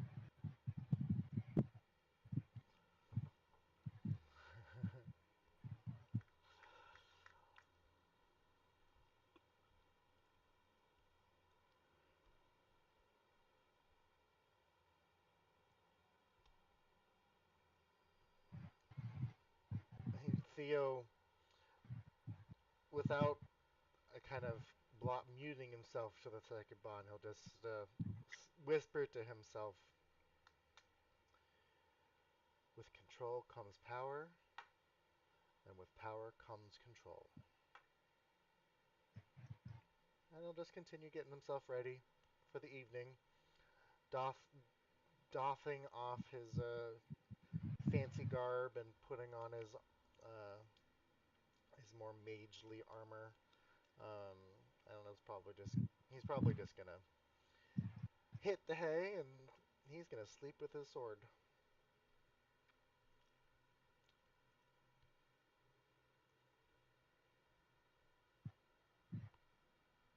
Like a teddy bear? Mm-hmm. Understood. Now we're getting close to the end of game time. I want to know what Shino has planned for Hargrim. We are going to rest, relax, and get some relief. So, take me somewhere where I can do all this. Something better than like a Dragon Inn.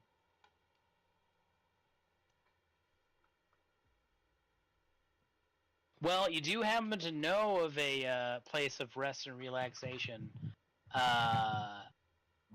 problem. that is run by one of your employees. You know what? Let's go there. Let's go to Madame Rouge's estate. Okay. This whole time, Shino is just gonna lead Hargrim by the arm, just completely in front of him, like on a straight path, no diverting, walking with a pep in her step. And not to bring the good times to an end, but we are a minute away from game time, and I do think it would be a good place to start next session. Touching back in with Shino and Hargrim's date. That's how I'm interpreting it. Date plus? We won't need to go into too many details, No. of course, but who knows? Something exciting, unrelated to your intentions, Shino, might occur. Ah, great. And that might be good to explore next time we play. Good place to start next session. Do we have any questions or comments, concerns, anything of that nature that we want to talk about before we break for the night? I'm good. This is gonna be real fun. I hope so. We're entering Act 3. Yeah, boy. I promise you guys, Theo's not the big bad. It's kind of sounding like the opposite, but okay. Well, I thought we were all gonna be the baddies by the time this was over. just three of us, probably. This campaign ends with PvP. That'll be real. That would be something. And I start punching. Listen, is Theo possibly exploring the path to Lichdom? We don't know. But it's not off the table. Oh man, we both wear the Until- same outfit.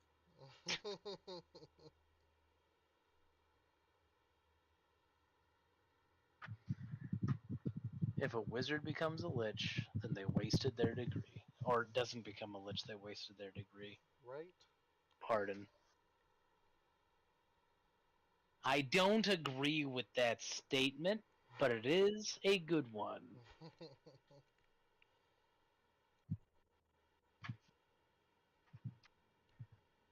Damn, Like I kind of expected a ding after that fight, but a witch? ding, you know, the level up sound. Oh, no. So close to Rune Knight, I can taste it. That's why we don't have a level. Eddie fears the action-surging barbarian Rune Knight. No, it's coming after your first adventure in Act 3. I'm just following the milestones. I guess that's fair. Yeah, that's fine. That said, though, I appreciate you guys, and this heat is killing me. I think I need to get some water in me and head to bed. Yeah. So, I Mhm. appreciate you fellas. You have a good and boyos. Hey, good game, everyone. We'll catch y'all next week. Yeah. Night. Sir. Good night, Mhm. everybody.